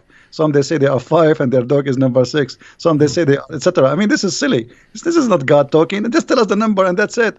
Still, until now, we do not know what the number. So Muhammad is a person, he was under pressure. People, they ask him, they challenge him, especially the Jews, because this is why he hate them. You know, when the Jews they came to him and they said to him, tell us about Zulqarnain. It was a trap. They are not coming to ask him, they are making fun of him. And Muhammad, he get the bait. He was a fool. So he started telling them what is the first meal for going to heaven. In the heaven, it is the liver of the whale, and how the baby will be, how the child will resemble the parents. If the father have orgasm first, the baby will be a male. If the women have orgasm, the baby will be a female, which is stupid too. And then he to talk about Alexander the Great. So Muhammad, he hated the Jews for always getting him busted without him knowing. But it was too late. That's it. He made verses, he gave it, and people are laughing. And Muhammad, he wanted to seek revenge because they got him busted. Yeah, and guys, that's basically the history of Islam. The people who could actually understand and who knew why the things that Muhammad could be. Keep in mind, you could go up to someone who doesn't know anything and say anything you want, and that person won't be able to respond. But if you go to people who actually know something, then if you say something stupid, they're going to call you stupid. And so Muhammad kept doing this, and people kept pointing out how he's wrong and he doesn't know what he's talking about, and they suddenly become his enemies. But eventually, once Muhammad has a big enough army, then no one's allowed to say anything. No one's allowed to say anything critical of Muhammad's teachings. And so that's what you have in the Muslim world, is it eventually became the position that you're not allowed to criticize or question the things that Muhammad said, no matter how silly and ridiculous they are. But now, guys, we're in a different time period right now. Yeah, there are places in the world where you get in trouble, but here in the West and on the internet, we're allowed to point these things out, and yet the Muslims are still defending some of the silliest things that have ever been said by anyone, and they're defending them as obviously true when they're obviously false. Here's a good question, Christian Prince. So the Muslims said Judas is in the cross, so the Muslims are the true Antichrist. Now, just to be clear, everyone, it's not the Quran that says that Judas was the one who was crucified in the place of Jesus, but that is a very common Muslim belief today. And if you just think about that, right? In Christianity, the innocent Jesus is crucified on behalf of sinful men. And the Muslims of today, a very common belief among Muslims, is that it was actually Judas who was crucified in place of Jesus. So now you've got the guilty sinner Judas being crucified on behalf of the innocent Jesus. It's a complete reversal of the gospel. They completely flip it on its head. Christian Prince, can we say that Islam is an antichrist religion? Well, based in the Bible, absolutely, because the Bible says who is the Antichrist? The one who denied the Father and the Son, right? So, based in the Bible, absolutely Islam, but not a person, Islam as a religion, as a cult, it is an Antichrist cult. And Muhammad, in the Hadith, he says, "Ana al-Mahi." They ask him, what do you mean? Al-Mahi in Arabic, it's the one who erase. He says, I will erase Judaism and Christianity. So he made his target clear. I'm going to erase it. All right. So by that statement, he will erase what? He will erase the belief that the Messiah, what we believe in him, and he was crucified, and that what he will erase, and that will make him himself an Antichrist too, but not the Antichrist. I don't believe he is the Antichrist. He is Antichrist, yes, but not the Antichrist. At the same time, remember, Muhammad never met Christians. I don't believe Muhammad ever met Christians. He met Nasara. Who is Nasara? You say, I'm a Christian. What not Nasara? Ask any Arab Christian. Tell me how you say you are a Christian in Arabic. He will say Masihi. Masihi, coming from the word Messiah. Not a single Arab Christian he even will accept to call him Nasara, because that will sound like an insult. So for us, that is clear evidence that Muhammad, he met a group who they are Nasara, and I believe Nasara here is coming from the word, from the Hebrew, where the Nazarite, which is not the Nazarite from the city, the Nazarene, which is in Hebrew like the one who is poor in the understanding, not poor in the money. So the Christian, they call such a group Nasara, for they are poor in the understanding of the Bible, and they were rejected, and this is why they all exist in the Arabian Peninsula. They run away because they rejected from the Christian community. They went to a land where Roman are not exist, and they have no authority. So let's make it clear. At that time, obviously, those Nasara, they were not welcome in the land or the territory of the Roman. This is why the same for the Jews. Why the Jews are there? Because the Jews are not welcome between the Romans, especially after what happened in 614, where the Jews took the side with the Persian, and even before that. So the Jews, they run away for their life. They went to the Arabian Peninsula, and the same as the Nasara, because in that territory the Roman have no authority. It's just a desert. There's nobody live there. And this is what Muhammad met. He met Jews and he met Nasara. He did not meet the Christians. Yeah, so guys, try and research a little bit about the historical background there. I think it might clear up some of the things Muhammad said and some of the positions that Muslims hold today. This is kind of a two-part question here, but it's a good topic.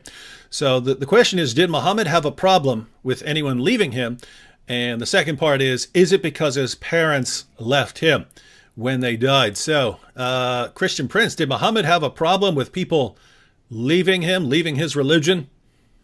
Well, yeah, Muhammad, he says that the one who changed his religion, kill him, and Muhammad, I don't think Muhammad, we do not know really the real fathers or parents of Muhammad. All the stories about Muhammad, like as an example, what is the name of the father of Muhammad?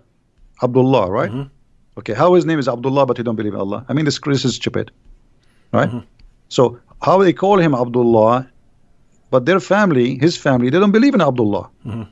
If you go and read all the names of the family of Muhammad, you will see Abdul Muttalib, Abdul Uzza, Abdu Manat. So all of them, they are worshipping idols. So why the father of Muhammad was called Abdullah? And yet they say to us, you don't believe in Allah. So that is silly.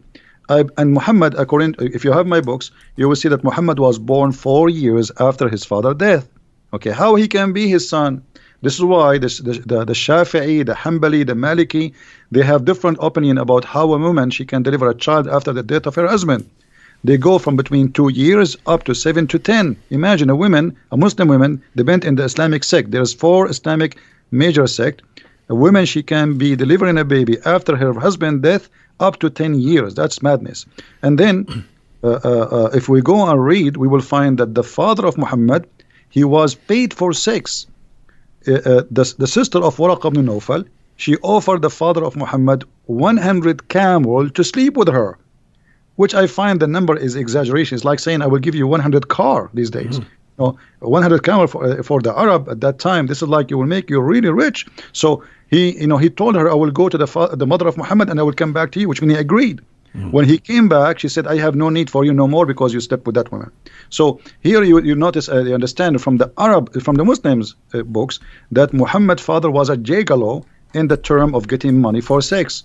And then the father of Muhammad and his grandfather, supposedly they marry the same women, and then they have sons and they have different ages, and Muhammad's father, he died supposedly 4 months or 3 months after the marriage, the wedding. So how Muhammad can be born 4 years after? Mostly, I believe, this is my belief from my study, that Waraq ibn Nawfal is the real father of Muhammad, not Abdullah. This is why I always find Muhammad is with Waraq ibn Nawfal.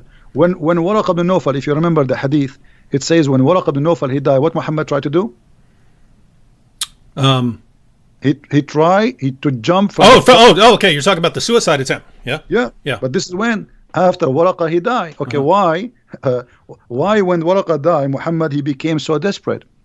What happened? Because he have a special relationship with him. When Muhammad was lost as a child, where they found him? With Waraqa. When Muhammad lost in the desert, where they found him? With Waraqa. Waraqa is everywhere in the life of Muhammad. So when Waraqa he died, according to the hadith in Sahih al-Bukhari, and this is Sahih, they cannot say it's a lie, it says that the inspiration of Allah paused. Allah will not send Quran no more. And Muhammad became so sad, and he decided to jump from the top of the mountain, and he tried to do that many times. And each time he go to the top of the mountain, Jibreel, he appeared to him and he says, don't do it, for sure you are a prophet of Allah. So This is what is written in Sahih Bukhari, hadith number 6982. But why Waraqa is all over, and why Waraqa, even Waraqa is the one who told him what is the name of the angel who met him, right? When he squeezed him. Okay, how Waraqa he knew? I mean, he did not even see him. And why Khadija, she took him to Waraqa? So Waraqa is all over the life of Muhammad. There is two people, they made Muhammad a prophet. Khadija money and Waraqa. All right. This one's about Lot, and we'll probably take one or two more real quick after this. But this one is about Lot, and she says, "Can you explain how Lot became a prophet in Islam, and why did Muhammad think that Lot was a prophet?" And guys, if you don't know why this is important, in the Bible you have the story of Lot. Lot and Abraham separate. And Lot, after the fall of Sodom and Gomorrah, his daughters apparently think that they're the last people on earth, and so they want to start the human population up again. And so they know that their dad won't sleep with them, so they get him drunk, they sleep with him, and then come out of that relationship some of the enemies of the Jews, the Ammonites and the Moabites. But Muslims look at that and they say, look, you see what the Bible does? Look how it treats the prophets. It accuses a prophet of incest, where the Bible's just recording what happened, whether it's good or bad. But Christian Prince, any thoughts on that, or why Muslims think that Lot is a prophet, or how Muhammad came to that conclusion? Muhammad, as we said, he is just a person who he learned from people around him. And mostly he is getting wrong information. And mostly, I think the Jews, they were feeding him wrong information on purpose. I don't believe it was happening like this, because it's too much to believe that Muhammad was really. I mean, Muhammad, you see, he always look at the Jews as people of the book, because they knew, they are people who have knowledge. So he saw in them teachers, but the Jews, because he came to them claiming to be a prophet. Muhammad did not come to them just to live. He came to them after supposedly he ran away from Mecca. So now they knew that this guy, he claimed to be a prophet from supposedly Allah. So the Jews, they feeded him false information just to make fun of him. And Muhammad, he got the bait. Always Muhammad, he is a victim of the Jews. They did not harm him physically, but they did harm him mentally, and did harm his belief. They made fun of him. So about incest, well, the Quran speak that in chapter 5 verse number 27, if you go and read the interpretation, that the daughters of Adam, Allah, when he made the wife of Adam, Eve, have children. Each time she gave birth to a twin, a male and a female. And Adam, he married the male from this twin to the other female from the other twin. But what happened, that the two male, now they want to marry one sister. Why? Because one of them, she have a cross eyes, or she don't look good. So Allah told them, okay, make a sacrifice, and whatever sacrifice, the one I accept his sacrifice is the one who can take that female. So if the Muslims are against incest, then they should not accept that verse. Now, if we go in the different verse, and this is very important, if you go in the Quran, in chapter 25, verse number 52, let me remember. 54, yeah, 25, 54. It says, وَهُوَ الَّذِي خَلَقَ مِنَ الْمَاءِ بَشَرًا فَجَعَلَهُ نَسَبًا وَصِهْرًا. If you go to Al-Qurtubi, it says that a Muslim man, he can have sex with his daughter if she is a daughter from adultery. This is Islam today and before. So this is, you see, in the Bible is speaking about a story of two girls, because they don't want to be without children, and they are afraid they will disappear from the universe. No men left. They did that. The Bible did not approve what they did. The Bible report. Here we have religion, and we have a scholars saying, if you have a daughter from a girlfriend from adultery, the mother and the daughter are lawful for you. And by the way, I challenge any Muslim. You see, here we go in front of you, David. Mimi Hijab and his nurse Ali Dawa, all those kids. If anyone dare to say to me that I just told a lie, I am willing to come down here to your show, and we will open the screen and we will read together in front of them from the most official government website of the Kingdom of Saudi Arabia. And I challenge them to say, I am lying. This is Quran, and this is the interpretation of the Muslim scholars and the Islamic sect. And not only that, they say it is according to the most accurate of scholars in the religion, that because she is not his daughter from marriage, she is not forbidden for him to have sex with the daughter and her mother. And here we go. I'm willing to take a challenge anytime. If any Muslim want to accuse me of a lie that Islam allowed you. And by the way, I didn't say, remember, David, I did not say Islam allowed you to have sex with your daughter from marriage. No. Quran says you cannot have sex with your daughter from marriage. But if she is not from marriage, you can have sex with her. All right, so you Muslims, you heard that challenge. If you want to challenge Christian Prince here, I'd be happy to moderate that discussion, and we can put the sources up on the screen here. All right, we want to close out after this one. We don't want to close out just talking about Islam because, I mean, man, when we hear about the things that Muhammad said and the things in the Quran, just want to go take a bath. So we want to conclude on a more positive note here. Christian Prince. So Tippy Bear here says, ask Christian Prince to show that Paul is a prophet in Islam. Now, for those of you who are new to all of this, Muslims like to blame the Apostle Paul for corrupting Christianity. And there's a reason for that, right? They didn't just say, oh, Paul is an especially evil dude one day or something like that. It's basically they're forced into it, right? Because they know that their book affirms that Jesus spoke the truth and that Jesus' original followers were devout Muslims. And yet they know that Christianity doesn't teach what Islam taught. Christianity teaches that Jesus is the divine Son who died on the cross for sins and rose from the dead. So they have to blame someone for corrupting Christianity. And a Muslim who doesn't know anything at all will point to like the Council of Nicaea and stuff and say, oh, that's where Christianity was corrupted. But they got a problem because we can trace all of the core Christian doctrines back to the 1st century. And so we know that these doctrines were there in the 1st century. If the doctrines were there in the 1st century, then as a Muslim, if you want to say that Christianity was corrupted, you have to say that Christianity was corrupted in the 1st century.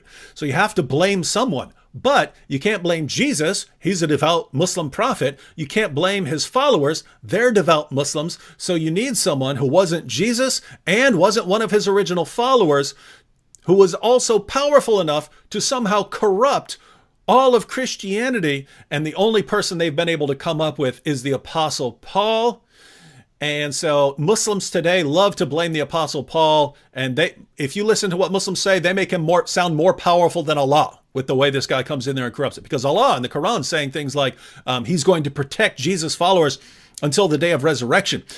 So those are the kinds of things that are being said in the Quran. And yet Muslims want to say that Paul came in there and just corrupted it. And too bad for Allah, too bad for all the work that Jesus had done. He flipped it on its head. But if I understand correctly, Christian Prince, that was not the position of Muslims centuries ago. Is that correct? Well, this is the challenge for the Muslims. It looked like the Muslims, Zakir Naik, Brother Titter, I told you that the one who collapsed the Bible, it is named Paul. And Paul, he is the one who fabricated the Bible. Now, okay, Zakir Naik, can you show us reference where Paul, he corrupted the Bible? They did that. Can you show us the reference where it says that Paul is the one who corrupted the Bible? So Muslims, they are copy-paste people. They don't have any knowledge. I am saying to you Muslims, look like you are a lot smarter than your prophet, because your prophet, he have no idea about Paul. He never said such a thing. Ibn Kathir, he says, if you go to chapter 36 in the Quran, you will see in verse number 14, it says, we sent to them, إِذْ أَرْسَلْنَا إِلَيْهِمْ إِثْنَيْنِ فَكَذَّبُوهُمَا, we sent to them 2 messengers, and then we sent the 3rd to string them. If you go to Ibn Kathir, you will see Ibn Kathir, not Christian Prince, saying that the 3rd is Paul. So Ibn Kathir, he must be Christian. He must be working for us. Maybe we paid him. Look like Zakir Naik and Didat are smart, and Ibn Kathir is a donkey. So obviously here there is some kind of copy-paste agenda, and nobody want to read. They heard Zakir Naik saying that, they heard Didat saying that, and we copy and we throw it. Now the question, the challenge for the Muslims, Why your prophet do not know about Paul being corrupt in the Bible? Why Allah did not say that in the Quran? And why in chapter 36, verse number 14, according to you Muslims, those are three messengers, three musketeers, sent by Jesus. How Jesus can send people to be messengers unless he is God? How a prophet, he can make you a prophet? How somebody, he himself, he is just a prophet, he can make you a prophet? Not only that, if you go and read the interpretation, you will see that they resurrected people from death. Those three, Paul and John, Johanna, and Peter, they resurrected people from death. And the most strong one of them is Paul. Because look like Paul, for Muhammad, he have a black belt. So he is the most strong one, according to Ibn Kathir and the biggest scholars. But Paul is the enemy of Allah, according to the Abduls, who have no idea what they are talking about. So my friend, Muslims are the same as somebody, his wife is a cheater on him. He is the last one to know. Don't learn Islam from a Muslim. They do not know. They don't speak the language. And even the one who speaks the language, he lie in order to protect, as Mimi Hijabi did. Now, that is interesting that the earlier generation of Muslims, earlier generations of Muslims and Muslim commentators, it's almost like they had more respect for the Quran than Muslims today. Because, you know, if you look at what the Quran says, that Allah protected the true followers of Jesus until they became victorious over those who rejected Jesus. Well, the people who became victorious in Christianity were people who believed in the Apostle Paul.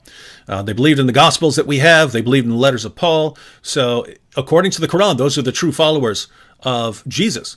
Again, Allah said that he was going to protect the Christians, Jesus' followers, until the day of resurrection. When your average Muslim believes that Paul immediately came in there and undid all the work that Jesus had done, and Allah couldn't stop him.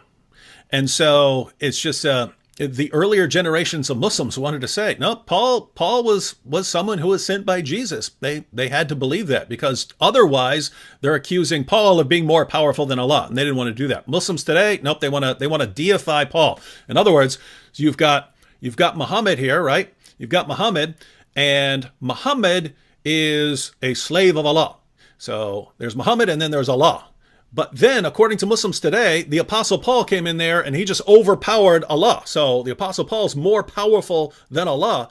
But Paul calls himself a mere bondservant of the Lord Jesus Christ. So, according to Muslims today, you've got Muhammad, but Allah is more powerful than him. But Paul's more powerful than Allah, and Paul is a mere bondservant of the Lord Jesus Christ. My Muslim friends, whom should you be listening to? Muhammad? Allah? No, of course you should be turning to the Lord Jesus Christ. All right, Christian Prince, we want to close out, but any last words you have for the Muslims who are watching? I feel sorry for them. And you are following a false god. You do not know where the sun set. You do not know how the day and the night they work. You do not know how the baby is made. You know nothing. I feel sorry for you. And thank you, David, for having me. I really appreciate you inviting me here. It was a pleasure to speak to you. This is the first time we have a conversation, and I was honored to be in your program. And thank you very much. And God bless you, and God bless your family. And we pray for them. Thank you. And I like what you said there, Christian Prince, that we feel sorry for some of these people. I don't hate Muslims. But we feel bad for you, right? You've been misled all your lives. You've been fed false information all your lives. And so we're here because we're trying to help you. We've dedicated our lives to trying to help you, because you've been manipulated and brainwashed all your life into believing things that are obvious nonsense. And then someone like Christian Prince comes along and he tries to show you, guys, you've been lied to all your life. I want you to know the truth. I want you to spend eternity with the Lord Jesus Christ. And you hate him for it. Why would you hate someone who spends his life trying to help you guys? All right, so thanks to Christian Prince for joining us, and people are already asking in the chat when we will do something like this again. But now we're in contact, so maybe we'll pick some specific topic for next time when we can get together and discuss the topic. Or if a Muslim wants to have a discussion with Christian Prince, again, I'd be happy to moderate. But everyone, again, be sure to hit that like button. And you have the links to Christian Prince's his channel, his Facebook page, and his Patreon. So again, before you leave, go ahead and click that Patreon link and support him for $5, $10 a month, or something like that. Some of you have awesome jobs and stuff like this, and you could support him with $100 a month or something like that. But again, as someone who knows how much work goes into really putting out lots of content on Islam and buying the resources and having good equipment, there's a lot of costs associated just with doing stuff on YouTube and Facebook and stuff like that. So if you want to see Christian Prince continue doing his work and doing more in the future, be sure to support him. Other than that, I'll see you all again next time. Be sure to subscribe to our channels if you're not subscribed, and God bless everyone.